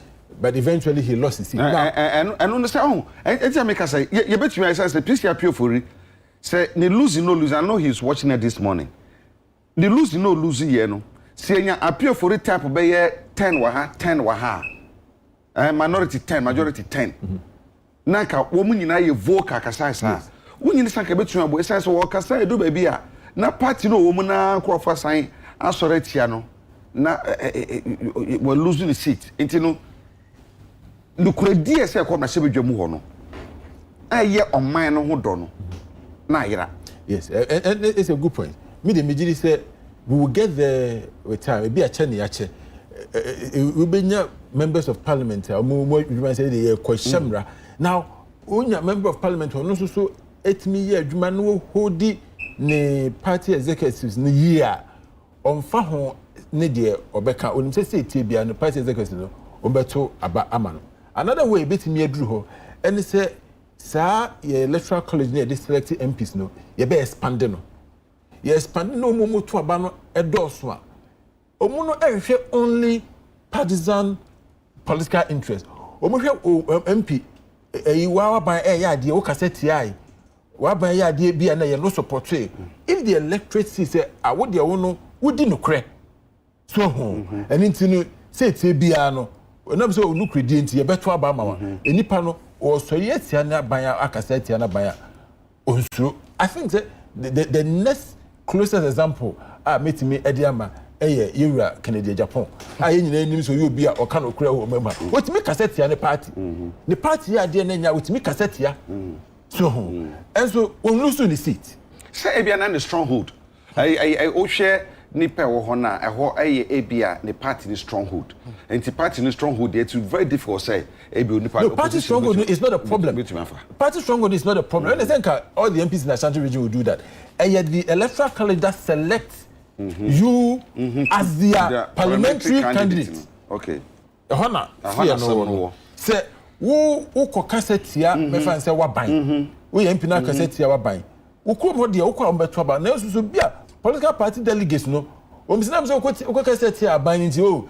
Next you know, you go bia na be challenge o. Ni atu abetia. So you know, for a lot of politicians, first it's about survival. If you are not in parliament, you cannot make change. And to also make change, you must first fight to be in parliament first. So they need to protect themselves. They need to protect their seat in parliament. And when that is secure, that is when you can begin to make some changes. Now, we are near to free parliament. I want to be because personal interest, you know, as to perceive the national interest. You don't call it personal interest per se. A party interest. Personal and party interest. Because you need to be there as a bank. You need to be there to push the policy. Official personality of Canada Japan. Na Nigeria bibisu. Na ne constituency no so no. Ono no why father ho. Into ono se mo ka se onko kra. Mo na mo ho be kire mo. Okay, me da say. Yenhwe minority can say bi. Yes.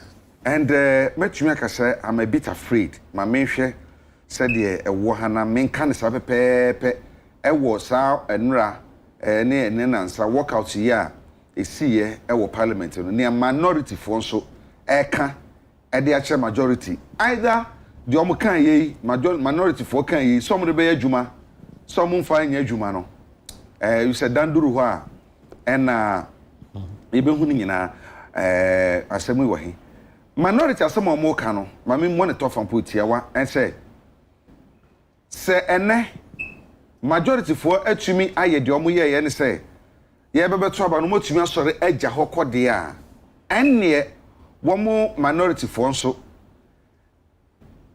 ebe kire majority for say womo so omo ho enti se du time debate awodo no beba nsema awodo no beba ebedi hu enkoma na Sabre no so wo so mbekire majority for pa say wo so omo ho sasem ya wo mo akoko kan no wonyi ni say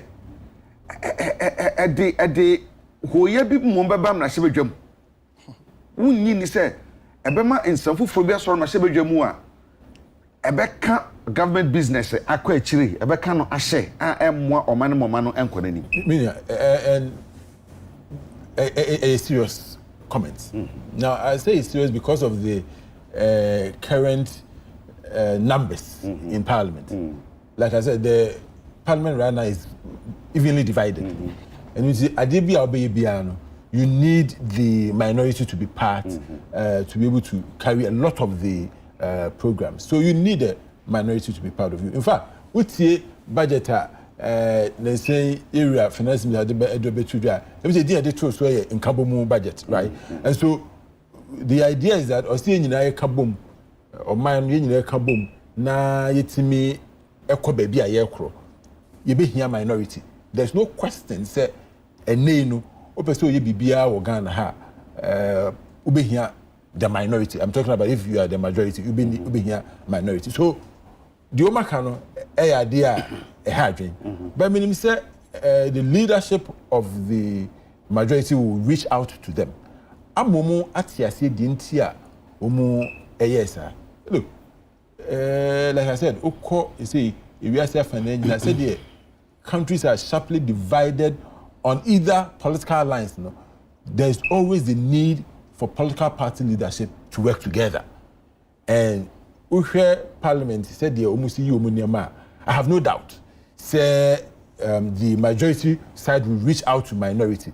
In fact, one thing I've realized, Ebra, Speaker of Parliament, now a lot of political pundits, if we say the presence will cause gridlock, but you can say so far, if you assess the Speaker of Parliament, even though he is from the opposite political party, and I say he's from the party in the opposition, he's done so well to bring Parliament together. He's giving them equal chance, equal opportunity to make their case. And Mijiri said, with that, say if there is any doubt, say Osumu Juma Buma, the Speaker will be able to bring them together. They say, or say the Macra no, a friend of marking at the bar, Black Council. So with that, I believe that the leadership of Parliament will be able to meet and come together and work as a team. Look, we need a minority. That is something we cannot run away from. But it's imperative. Sana na Ghana for yeah, share niam ahodo bi a me ma wo hwe so bi nu miensa bi I bet you gina so. I should say, is it possible say we need minority bet you adwuma na. For instance, every now be levy eba no. I know a lot of people spoke against it, especially in the minority. I can say baby kakono anu ahyedodo. The majority in parliament say Samupo, I can quote one particular person, Sticker. Sticker in the book can say Samupo, you live, Yadababa. At that time, na minority no I can say, ne one was so do Monteso no. Majority was also somewhere say, yeah, to be Jinano, a one Jinasa, copim time. I say, Jaguna say, a town hall meeting be no cramp, you who tell 1 and then the minority can, or Mati about 1%, no minority say, still, Omontimra. 0.5%. Per the SCC ya baby ayedrino. The posture of majority when it comes to issues like this, and the posture of minority when it comes to issues like this, would you say per the SCA, next a stab in the back? Yes. And a minority force a majority for the IOMO. Would they say, okay, my yes, I cry, okay, Monfan Fala and Moncosa. No, you see, so minority say, baby, son, a banner so open, so will make you point because see. The government has to run. And I think that listening to the minority leader, I see that from him. He recognizes that at all points, the government has to run. Yes. And it's omunye idea it will bring the governance to a halt. I have seen that. We have, I'm sure you can quote me anywhere, we have a very responsible minority in this country. So far, if you listen to the leadership of the minority, who say, Umaya, dear pa, say, can't. You see run the country down. They all want the country to survive. In any case, what they really want, I believe, and it's 2024, it be a ban we able to no more power. Now say, what might be say, now say, Uber power 2024. What are you going to govern? So it is in the interest of the minority to ensure that Omano is run effectively. Now say 2024, Ghana for whatever reason, yet the abano share woman sa. It is in the interest of the minority as well, not only the majority, to ensure that we run this country very well. It is the interest of the minority. And I've seen the posture. I've seen the way the minority have carried themselves in all of this as people who also want this country to progress. And what we don't normally talk about is the parliament. I think that maybe about 90% of the time, minority and majority for no, umunya to abako benkrum. Eya na ba kumi no bia ehu beye de pa no. Ene na ye tina bontinti fi se omoko. In most cases, they vote to advance the growth of the country. So we have a very responsible minority. Okay. I mean, say going forward, they will bury their differences. So long as it's for the interest of the country. I know it's a mobile. Me say Azubila minority for no some crop for say momo che wana momo ya minority mo ya to abamam na mo parliament bibia mo ka na Agya egu mo ka we na we starting from Abia vetting of MPs and approval of ministers and approval of ministers especially one particular person said you reckon for that mo kan ho asem I think I was Lusu almost mo kan ho asem how I come sing omo kan ho asem ekọ wi ase no obo approve some microphone nyina enti minority for no so encrof say okay mo be san ba yen chen bio we na mo de kwa ya eno so sa enti we say minority for so better say ka say yen constituency me I'm fighting to come to parliament. I'm protecting my parliamentary seat said na lawyer kan would you say minority for no so e better say aka say okay nya hwe omo ye kra na the kind of GDA transfer womu constituents ewo mu no ebe gina faako ana se be ko from would you say have they taken that into consideration minority better say ahwe han aka say bia say the etie bia on ye see luzo constituency GDA do man ye ni o emfa ye ho would they be able to carry out their threat if I say threat I say bia yi would betumi I pursue say you say mo de e ba beto yen Agya Kwabena ye hwe ne ye koso ya me say as a civil society organization aye anko papa democratic principles no edru any political exercise bia na ye ni edi akire na ye say sanko fa ho yanchi I think the NDC as a political party is having their national women organizers and youth organizers elections today in Cape Coast, and I wish them very good luck.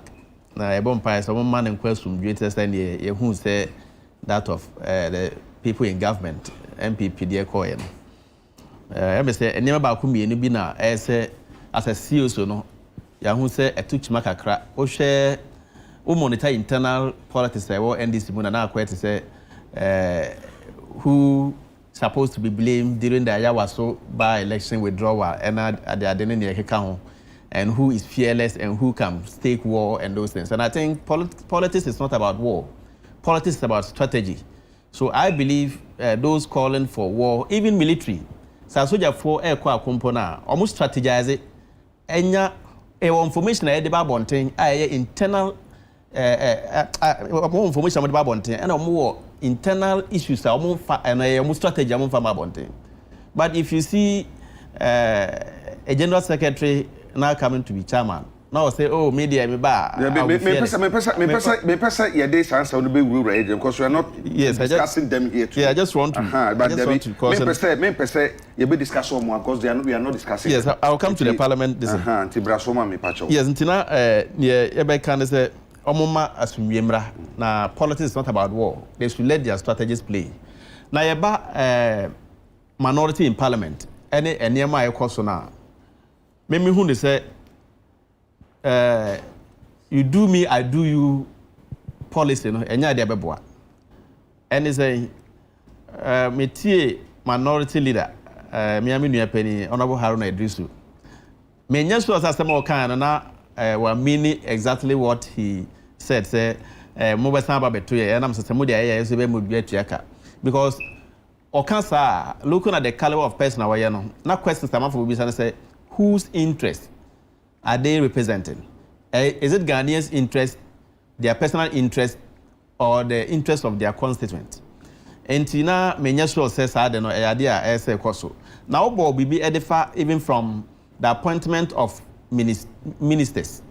And then Cromford actually said, yeah, almost started me sure say honorable Howard Kumsin. And minority for a boy and more approval no. And a friend say party members and no more than almost in the and my neighbor statement to be a free party penning for say almost blame MPs no for even approving the minister. Now, Omo vow say this current finance minister can offer that I can want both minority and majority. I say you free why Omo to me you know affair done assembly. Omo vow said they will never approve him because the first term no 4 years no one born home modern into ono the omo approve no. Okay, say Okosha Bruchiri almost no he's supposed to appear in parliament for the vetting for almost 3 times while appear. Emma omo koye negotiations who say the general secretary of the NDC Eba Bonte be free press conference say afraid of one makwan say omo approve the current finance minister and the say minority for no approve no.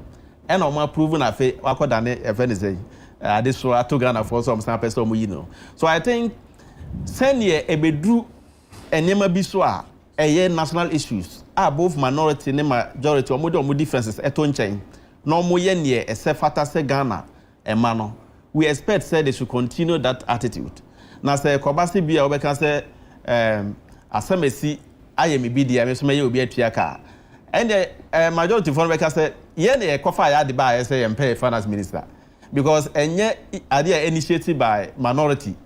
Though my complaining be brave, but now among my parliament make can say on person more finance minister the floor. A majority for a day or my dear by and I'm also more support a better tree. And on my son withdraw jamo until I say, man, I may bomb minimum and I'm missing answer. Oba so best and my doom minimum. And yes, Obesano swab or Yumnoasa. And to share near Echo na menya so say that's the way to go, say Mudia I said they may be at Yaka. I think the minority should fight for the national interest, almost standing out and making sure say Adibiera Ebema or Mayano Atumpono or Munjina Monaso.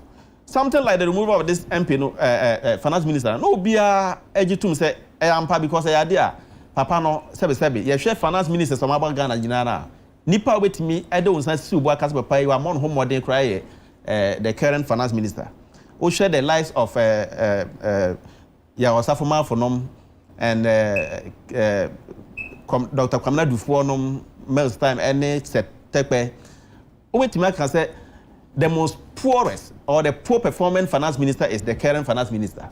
And to say amount for I can say one yard I think it was a national call. Okay. And to someone to me that doesn't mean say ebi or china be say policy be ba na enimpo ebe bua magana tumpo a mo say enam say last mo de we ye ntino yes yempen so I don't think that is the way to go so far as parliament is concerned.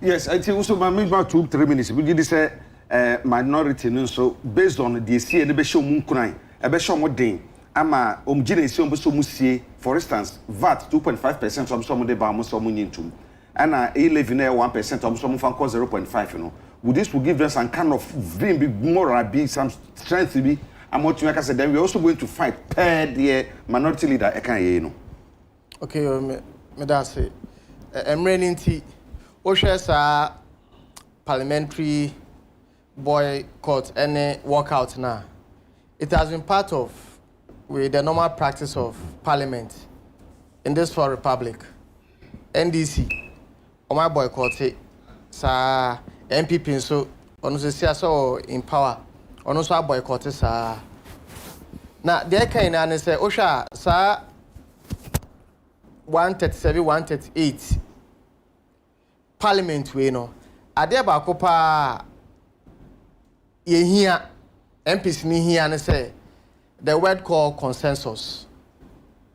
It's majority no say yen use consensus ebe ha adwen first crampo numbers no crampo kra we don see we be no crampo no na there be na echo na see numbers na sa ben the ama this time around difference akra na see na there say voting ba bibi ba sa absenteeism no number ni 20 obi a o da kra be frɛ o yare kra utwitwi osen kra be frɛ se bra be to aba no bi ko endorso nka first anka obi a ebedwe no ho MPs no they should see ekoba enwa biem we should put and the problem is that we don't have any national interest with Jacob now.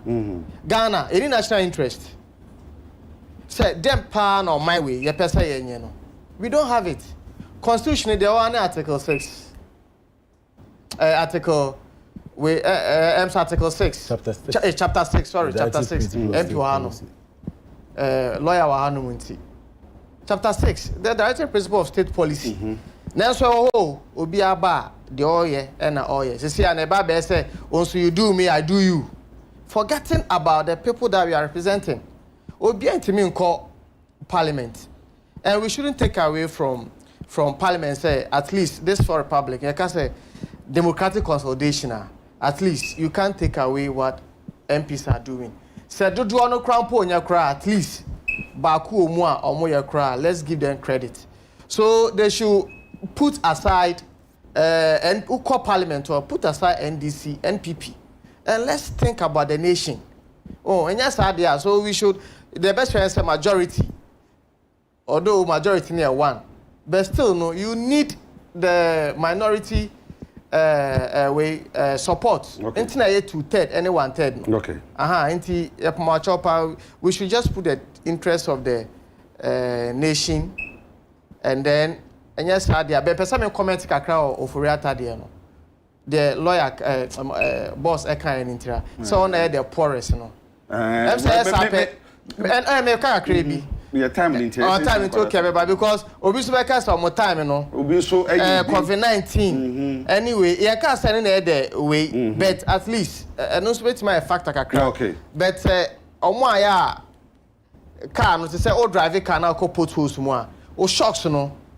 And yet, dear, and I'll take power. And I say, be a shocks now, I am Reno. Near fix it. Yes, I COVID-19 now, but Obiso shocks, no. I think I cry until man shada anya shocks ni bebree. Okay. That's yeah emphasize something so you be doing come either he being the worst, the best, the better, the whatever no. And no yeah. Mami just free. One now mami just free so. Okay. Me ma be 7 minutes I want this. Start debt exchange program aban so what dey be no. Ehun sama be bebree. Ehun sama abe bebree. Me person me kenkan in some way, Samuel called Donko, president from Australia Society of Ghana, was say, Omo pa bancha say, National Health Insurance Fund, no, my abine and finance anka, and we are one. And Ghana Insurance Association for also say, please exempt us from proposed domestic debt exchange program. Insurance company function at Ekasa same way. 3. Teacher unions, any labor unions, so say, one so sa debt exchange program, you know, sa pension fund, no. And yet don't be so ama abine eden and saka. A minimum so crashes are buying the saka cranda. Well, and they be name. 2. 4. Mines Workers Union for say they don't trust the finance minister, finance minister and the government on this debt exchange program. No, they don't trust them. I can say almost every quarter. Obi eka yam peneso sa na hu sem bebre. Wo gidi se bebia ne make kan koyi no. Ese se aban tumi wo ekuro na ni se ade no e se na tie. Pa mo peneso se na tie. Man peneso a se na de beba. Mo peneso a se na de beba. Ese aban tumi kan okra kire na anasa aban na kan okra na kire na ye ne empese e beti. Me mo 7 minutes. Okay, 7 minutes in the crown for the M7. Also, Mate. Eba sa nema na yenso kakra bi ye de be angle no. Kakra mechanism to say unions ni na you tag crown for say. Yes, so mo de wo ho no. Na Ghana Medical Association so also there were midwife secular crown for eba. Every say ne kran e ho ne say me make because e bia yen so small boys abameka you tag no. Instead bia make say teacher bia o cha de ye fa say university from primary dey from primary to university there. Teachers me there you say a market you no o try me mo say den. Ghana pen ayo mo kasa. O hwa pa university say omo ahu professors no ene omo ahu esi we doctor we o cha de we hina. E Jacob na. Ade ba ko pen no mo protect you. Eno integrity. Yeah. Not a bank account. Ubebusa nya bank account. Already you tag I was strike because nema Sikasel. Try you tag some cry say di obi an kan asem. Na be kan oh nyame hira o. Nyame hira so be boa msisi a. Ade a yedi ni say ade kire ni hono ye nkyira ade na student aba na esi de bia omu didi omu nya da aba omu bre fie omu close school ni down we omu bra de ntie no public sympathy because students are not in the classroom vacation until I was a worker no obi antehwe be juma e den pa no e sen ade kire no eno na oya university no we are relevance no eno krampo no e den no so de nti strike krampo de you tag do mon strike ade kire ne pe mark ne gugu honom research how be ye ene menema permit akrampo ejuma ni binu no extension service your friend say on bra untim ka say on ba public duty public cause say un promote sacrifice inti sa measures we aba no say na mo friend we economic recovery program ERP and no abasa even in the early 1970s and late 1980s there will be economic recovery program ba na friend structural adjustment SAFs e ba ye na no under PNDC e kan be na my conditions IMF my conditions say wo be say em boa modie a and the amount for my no free astrafo nsim na yembra democracy intina for republic ya be ERP abe meka na mama sa history ne keke say ade e ba sa na yaboa na economy no ejina wo hwe de mi read statement kakra bi everywhere the Ministry of Finance on website no omo de memorandum bi aba adenti a omo pesa omo nya sa na me na the way na ye propose it has not been implemented or say it is part of idea ebema to say emit somehow to meet some of the conditionalities of IMF say omo kano no e kan be because e kano intimi ntua inti reverend na eba government ina no omo de tua eka inti say e na eba inti enso enfa program no we embra ye hwe ebeboa. One, the question is, what the measures eba? You think of two main things. One, the short term, and then the long term. Short term, no, say, any program we debe nebe o no. You implement here, the course are eba. So this is if the government should listen now, and then broader consultation. Because obia de ba who's a problem in your more musika kra da ho krampo kra enyewe asat na krampo kra no hotel bi Ghana ha ya wo kwa yenji cities o ade say Dallas baby so kwa omuso okay beji cities nanso moa wo mu rate odi betua e wo Ghana ha ya o enti debt domestic debt exchange initiation we now more ban right from the onset obia kasa say Abani should listen because what say the finance minister also consultation with stakeholders and obobo fund managers and other group bidding, but as we speak TUC any labor unions how do no any one account say they were not consulted.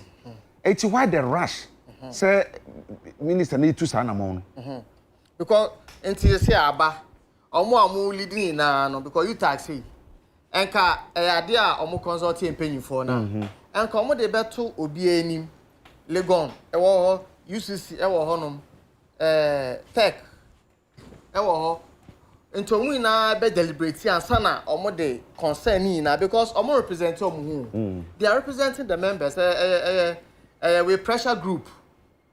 So they are there to represent the interests of their members. Know the difference between Omo and a political party is Omo contested for elections. So they are also powerful. In Tianyasa one for one contest. And there are some more braces here. Those who are already in the former sector. Or basket in the moon.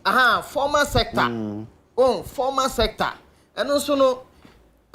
Bibia na betimi aka. Bibia na betimi aka. You are loading them again. yes and boy man Okay. Enti omontena say UTAC for Ediaba Ghana Medical Association Diaba pharmaceutical mo Diaba omo ina no about say no they were not so who were the stakeholders no no okay. That's the question now. So it is not too late. Okay. It is idea you proposing. Okay. Almost say they should think of the long term, short term. And on the other border consultation beba. Okay. After unions for no more representative of Obia views no. Eba out say members no be say. So it shouldn't be in a rush. Say the person anyway can anyway ni na no. But we can also start from even government expenditure. You better take initiation. Ni akati. So I know the artist are buying so oye hu. To onion in term no akati. Okwa dex with the we penny about MPs so omodo oman na see an article 71. As gracia niema no. Na mo so matnase.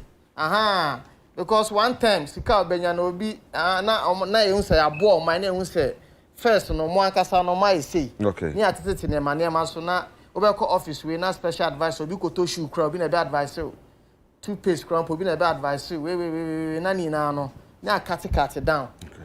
Me that's it. Minutes na drum. I would say I bro sokra. I bro sokra. Lawyer Jordan. San hihye debt exchange programming abanso de aba. Emiti finance minister kakra. Na some can say they've consulted stakeholders.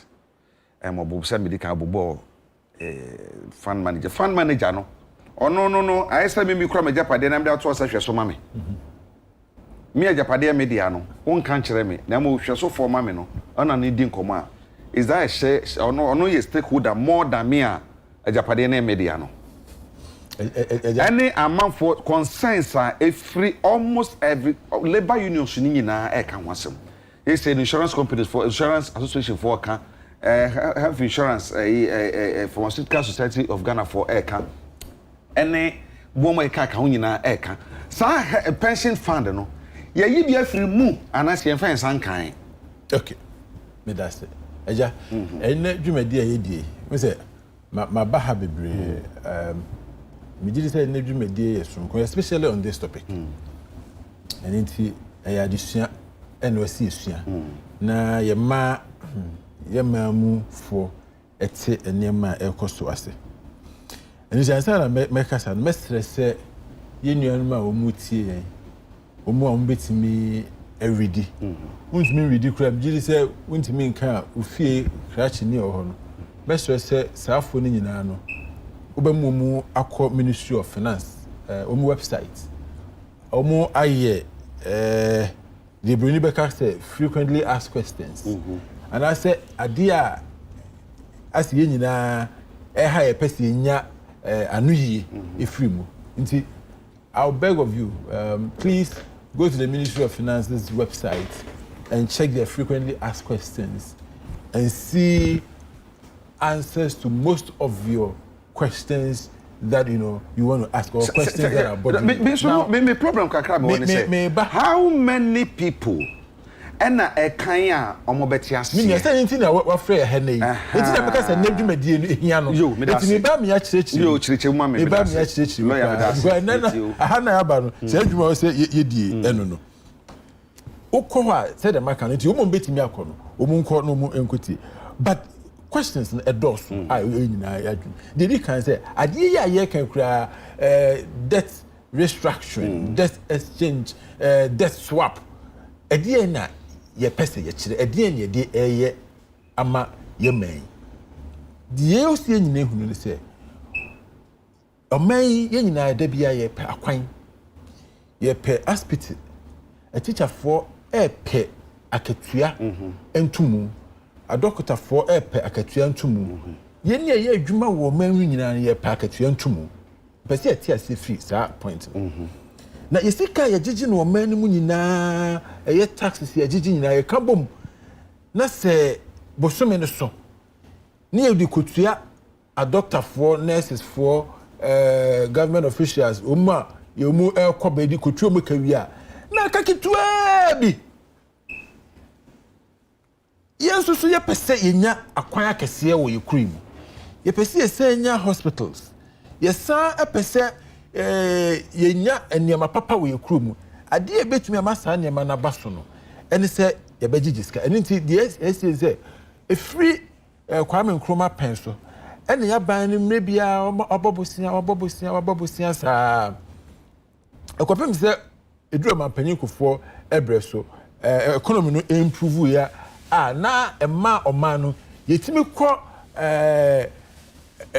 adwaso ewa abrochi ekopesikaba edumre bi na eye IMF ne wo mu anana mmeska kakra na so enam se yepese ye akwan akese yepese ye expand electricity look ebi ene ebra yenya dumso generators e kofa ba krum ha $500 million I see etua hoka we had to develop our electricity and gas infrastructure to the extent say you could sign what is called take or pay agreement you produce electricity as I say yen to me and you so and say you num light if you say you need electricity it be na problem in about problem about area and nam say you invest in energy sector ya boka kufo abans you could see buidam eyeka enti omano jijiji sika se di tumpon ye di boa mo man nyini in fact ade ba ko a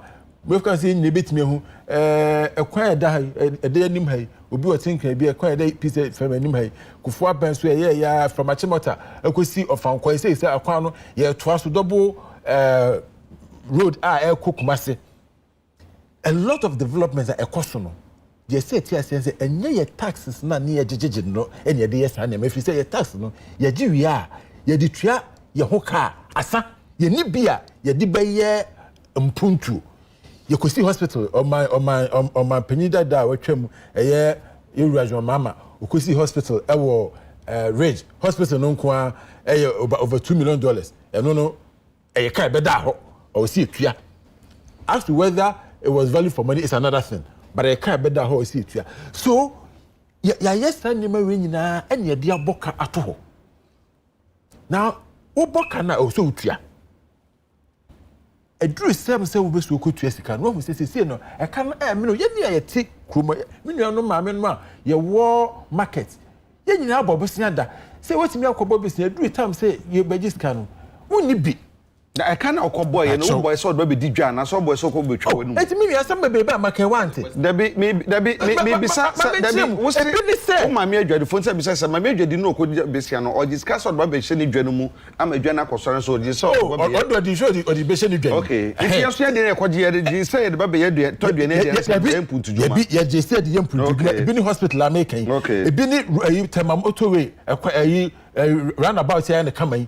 Ebi ene sa achimota ekwa making ebi ne villages wo kwan ya da ho ayaye no ebi ne hospitals yesi no mamu ahodui yes anema nyina e de aboa enti ekada ho sika ye gigi o mamu tax obi wo so ye tua tax enso so me kwan oba pothole da ho o tax na otua ne enti nya pothole no o tax ne sa de tua doctors ne nurses any police any soldier for mo bo ho ban o tax ne ye ya no and this is how pesi enya sika emfanya kwan wo poto no ada bia wo complain no wo pesi enya sika emfanya hospital wo pesi enya sika nyemfanya empunduru aka o se akwaje bosia saa bosia na meka se yakwaje eduru bra o se etua ye menne wo e de se etua if say me no nyina na ye fa saa kwan no so me no nyina na ye kɔ hospital a ye pay the best services because o se etua doctors ka o se okwa o so hu se syringe ho okwa pesi hu all the fine amenities you see in any hospital in the world. But what the edru se wutua kra on peso betua it is sa niam no sa bosia na ekɔ ye sa niam no eno ne ye betua so let me make my point and inti e kanaba o si etua and aban say e kan adoso and inti se me ka se ye tua bibia sisi a oman ye nya sika ye de beye bi ye de beye hwe and inti mesre se mua modi musika ama ban modi pay investment if the SC ni say ye nuanum bebre ho ana say ye teacher for ye teacher ni bosumi bia no ye tete kakra na ye de akoma fund managers say mon ko invest ewo aban sika futu ni mu bi enti bosumi bia no ne enya kakra firi ho bosumi bia ne enya kakra firi ho eno na aban ka say okay de asie ya mo pese mo diska ba aban de ye adwuma bosumi etua mo kakra no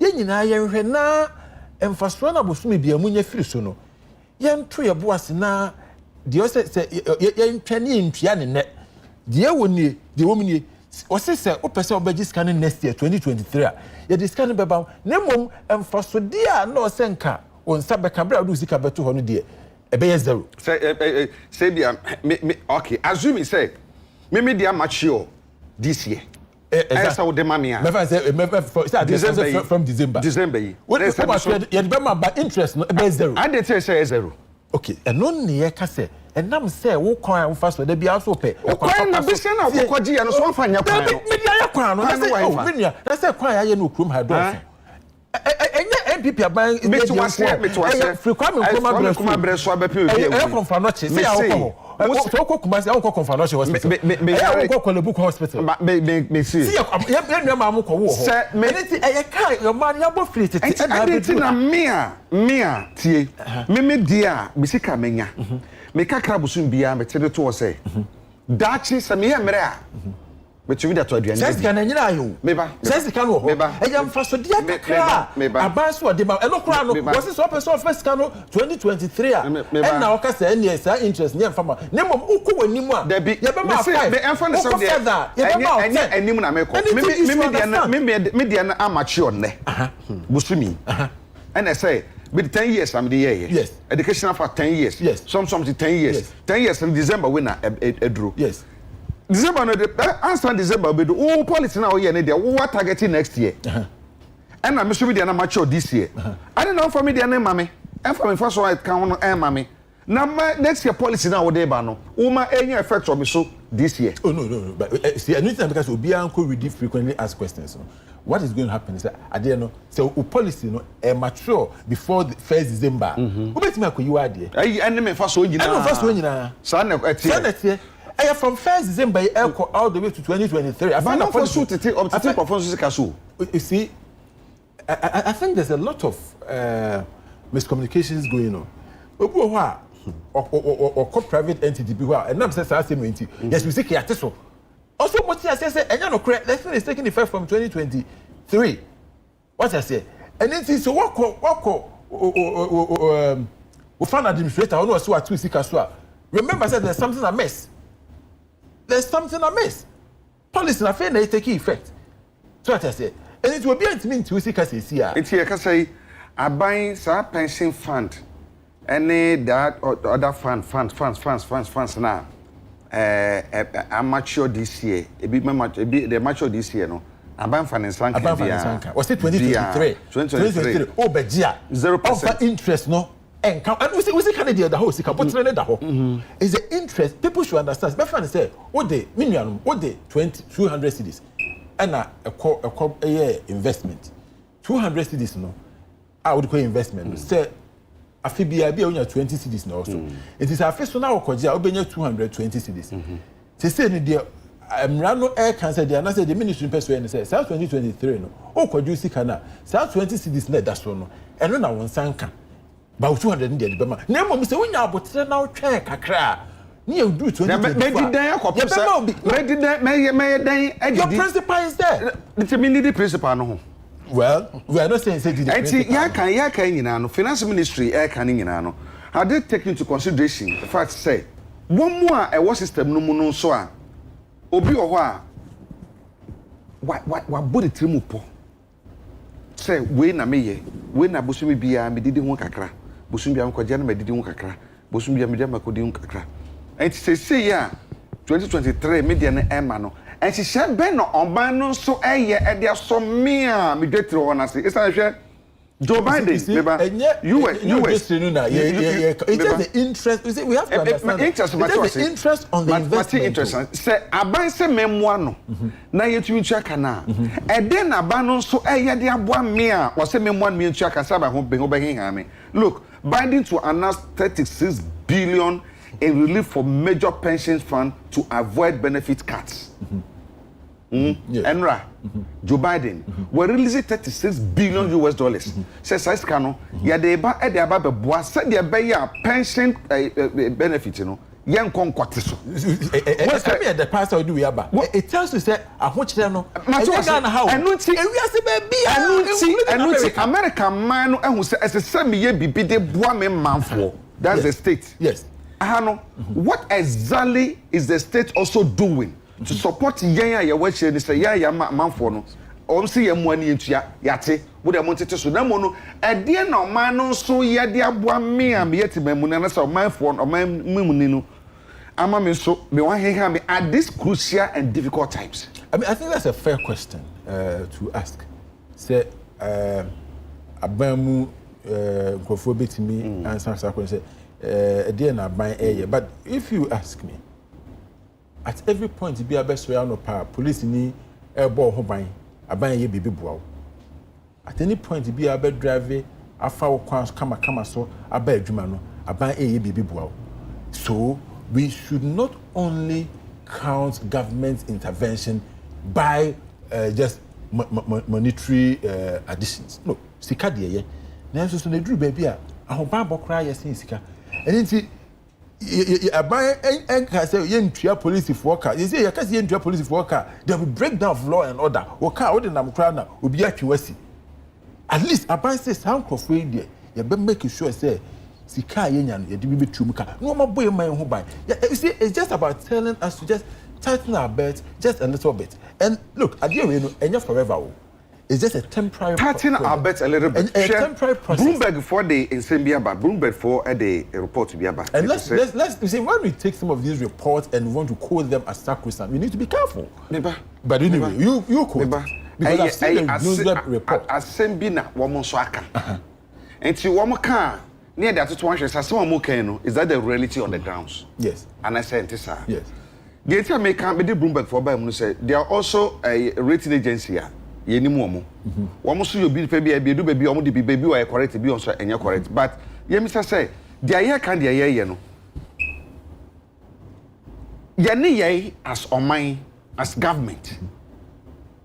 Any yes some aye can say be ho be hin ye no. Any ni hia. E mo abrepi if you say oman dey enema si aban say look. CEOs kra etu omo ka no. What is so 30%.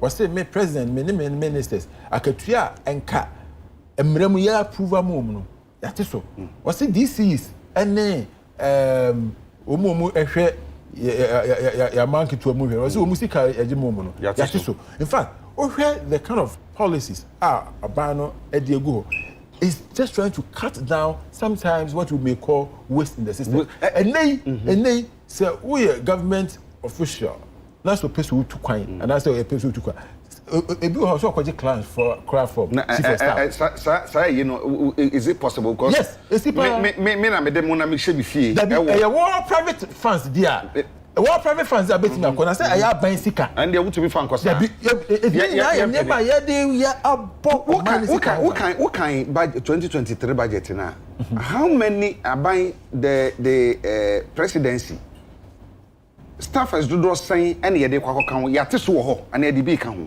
ana ye maintain wo mo. That's a very tough question to ask me. I didn't prepare for that. I didn't prepare for because I cannot answer that question because I don't have the figures. Okay. All right. But I will assume say yemfa bi kan ho. Okay. Now at least it will remain what it is. Okay. But that's it. Ma memra azubila baby akoi yate so yente so yebete so yente so yebde nsabaka yemfa nslanka ama adwunumo aye hwanyan enter na me ko to sa ekoi aye there be mind workers union for say they don't trust the minister and the government and was debt exchange program yi aho wo did say baby aye duro no nukura bi o baby ne yedi sie ana say de say ka na yentumi enka na o jiri so say ye ko ne say de ye koyi anu a abama ho hye na aye mo ana say ye banum so atwen pe kakra ye bebo ye mbet kakra e de aboa ye bre say bre no kra ye bre pitio yeah Agya Kwabena. Yes, sir. In fact, asem way asema I am an brisem. Not because I'm a worker.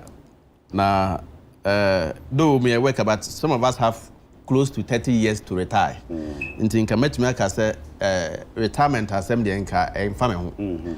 But as a worker, no, I really fail for ye papa no any mama no more retirement from this year and as next year. Kwanya aban ede omo fam. As workers, yenim say you are sacrificing more than any other person in this country so far as the so-called Ukraine-Russia war and COVID-19 drama started. Okay, say 2021, yes, almost 4% salary increment. And 2022, 7%. Yeah, who did they say workers have not gotten to their feet from that time up to now. Maybe about Hamika, I say, so we a government worker, partner say to me, a driver will car quay juma eba throughout the month, and I was we beer because yet easy. So workers in active service are going through hell. Now, idea ya sefem eya ro workers see and say wo ejuma mu a wo fa oya otiti, you can't even survive with your monthly salary. Now, one kasa waketua voluntary, you should tier 3 a bona unions no anatu enya ban NHS workers so montiu. Yan kasa voluntary unions paying for say yenti bibi say as a bond contractual agreement between government and the fund managers, so that every year biano and I say every 10 years and this is amount they become until this so and so percentage will be added to this bond. Since 2012, a binim amateur is 10 years bond. A binim amateur December. And some people are going on retirement this year and next year. And this is their only livelihood. I almost say, Eja, market to enyempono. And yebiampono menya sa bond we nanka media koshe me how far. Eja Kwabena, so we Ghana abandoned me. I'm pass doctor Edmania or can I say because I was wondering, say, is he speaking for government or he's speaking for workers? Yes, but that's why I say I was surprised. Because your government appointee, yes, because your government appointee and anyone, but say oye teacher ni oye part of us and I said government workers. I was not expecting him to talk this way because. Oh no, so back say one so one special so back say. Okay, ma come asem so. So call asem. The entire make and say, "Who share sa contractual agreement here omukoye any bond." And who promise a buying edema workers. Even 4% and 7% of my and the no mukache. Almost the entire almost 4% and 7%, they are going to recruit 1 million additional workers to add to the public sector. As we speak for 3 years, for the next 3 years. As we from 2021 up to now, no, how many workers no recruit to? And yet, Obuweka say more DCV as mobile recruit to 1 million workers. And what we catch say next year because of IMF, you will recruit, no. Then that reason now more demand 4%, no. Then percentage ya. More farm make okay. These are some of the legitimate questions that workers say bisa. Na yanka say yesika ya santi tia to say. Ye ko ahomejie mu a. Say nyama boa kosorama in your active service. No worker can put up 2-bedroom house. Buying a bag of cement 100 Ghana cedis. So at least bebre na airplane so all retirement no. This is sikanko de be hwe ne how far betimi dey si ne dan mienu miansa e dey akwa homagim. Na waka kire me say sika no enam say public debt restructuring program yinti no friend saying we will renew 10 years bond no, and instead of it maturing 1st December no, this year ebe mature 2027, 2029, and 2035. 2037. Agya Kwabena, this is the government waba for Mahama handed over Emma in 2017. Now you Ghana a public debt 120 billion Ghana cedis. Sisia and I'm over 400 billion Ghana cedis. Borrowing. we should not be talking of slashing workers' pension fund for any development. Just the doctor can say a crime player by Yamaya fast one answer police in a country and a canon. Yantil market Abrasa Busha way I'm boni inano. Over 400 billion we are paying tax in 4.5 VAT or 2.5 sorry. Who are the people paying it?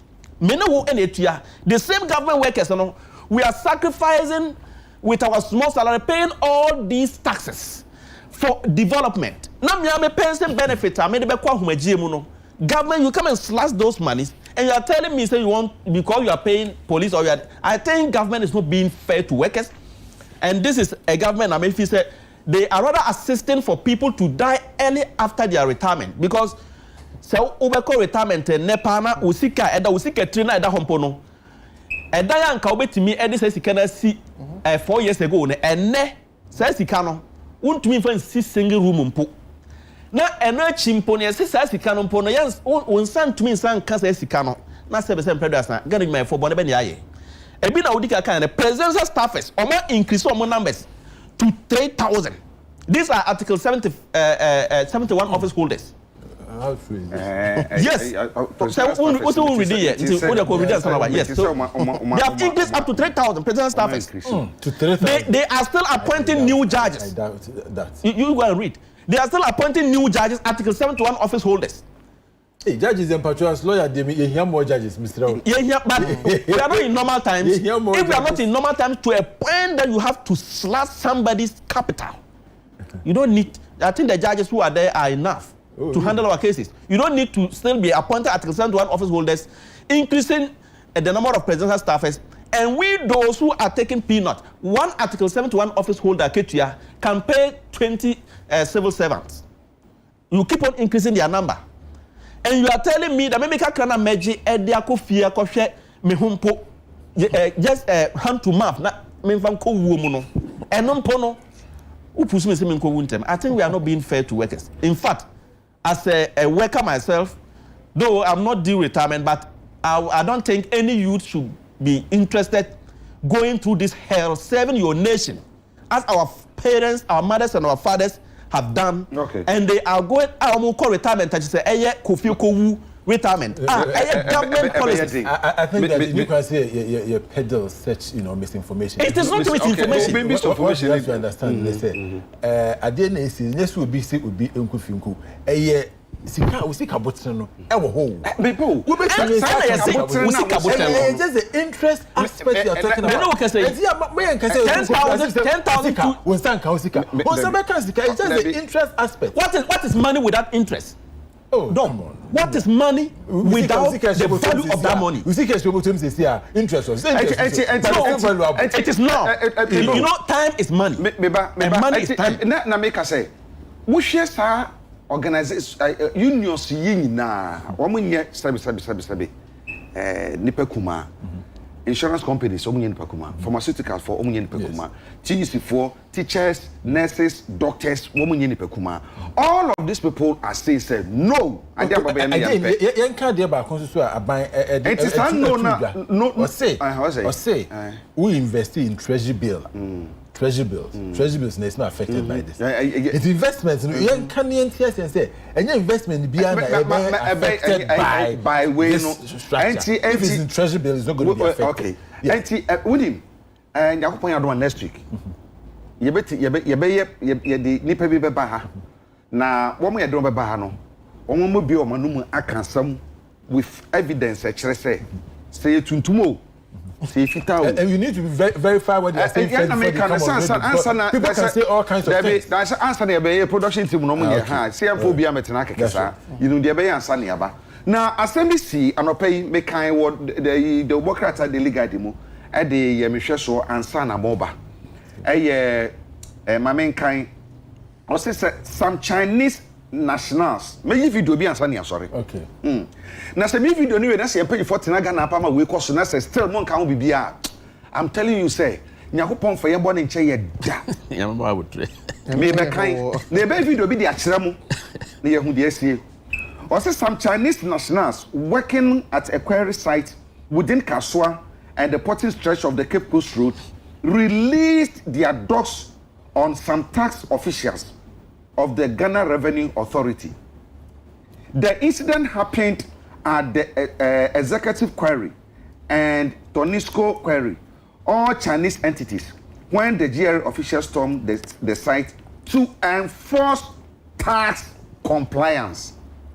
See, to enforce tax compliance. Now, so one more two quarries, China for the two a papa bono, woman tax. Ghana Revenue Authority for Koho, some more taxa. Oma Jan Kramaya, yet Chino Krama Kesakesi, say I'm Ghana a GR for. This is not true. Has this happened in this country? This is it. Daily Guide front page. This is it. Any? And the one Daily Guide is a trusted source. Also, the head of enforcement at the GRE in charge of Accra Central, Joseph Annan, said the Chinese national released the dogs on them. Immediately, the tax enforcement officers appeared on the query site. Woman tax. This is incredible. Ghana for Kwakwaje tax. Omo jam kraman e de gu Ghana for say Ghana for. Na mo mi show video bi.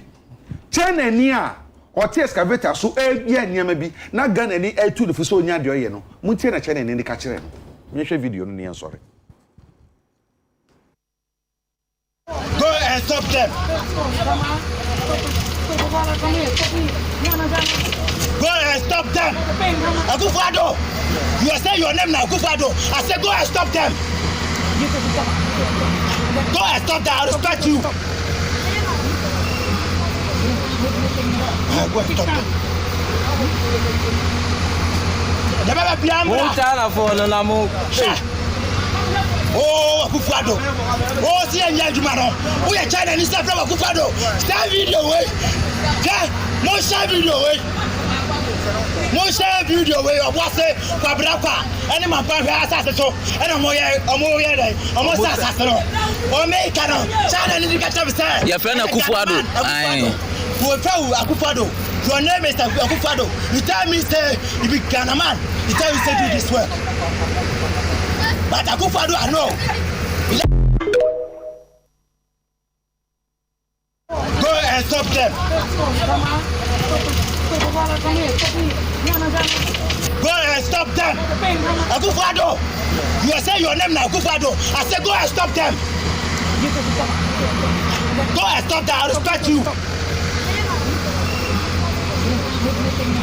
and stop them. The baby piano. Oh, Akufado. Oh, see and Yajumano. We are China and stuff from Akufado. Stand video way. More share video way. More share video way of what's it? Kwabena. Any man has so. And I'm more almost assassin. Or make China and the catch. Your friend Akufado. Akufado. Your name is Akufado. You tell me, say, you be Ghana man. You tell me, say, do this. Me mamu nyina achi eda mo ase sɛ mo de mafidie no to UTV na mo hwɛ critical issue China ni wabaga no se efe na Akufado ni nkofo sɛn sase ɛwɔ bo ase ama Ghana ni se ka kona onfi ni kora so nipa kora Ghana ni betu akɔ China kɔ yewe ɛnyɛ mpanifo na hye akire a anka China ni betu nya kokodura de oye ɛno ti na me ka asɛm a ɛwɔ delegate anim sɛ China ni entu ato Ghana ni kwakwaje to no or the Nkrama what training was one quarry Ghana tax officer. That's the Ghana need be a jockey to be a baby. Near 2 years in the show. Near good Juma. Pension on Sanka. What is it? They are Jordan with us. What? Men can watch them. You stand by Medaswati. And I Emmanuel Abdul Salam at Zubila Medaswati. Meda production team Nasi. Please obi mpa medase. Inshira medase. Mustafa medase. Munkala medase. Rasta medase. Na hwan bio. Hwan Kantanka. Ana Asare medamwase. Na yebekɔso aka. Yemu bi no yebekɔso aka. Se ɔman na mmem.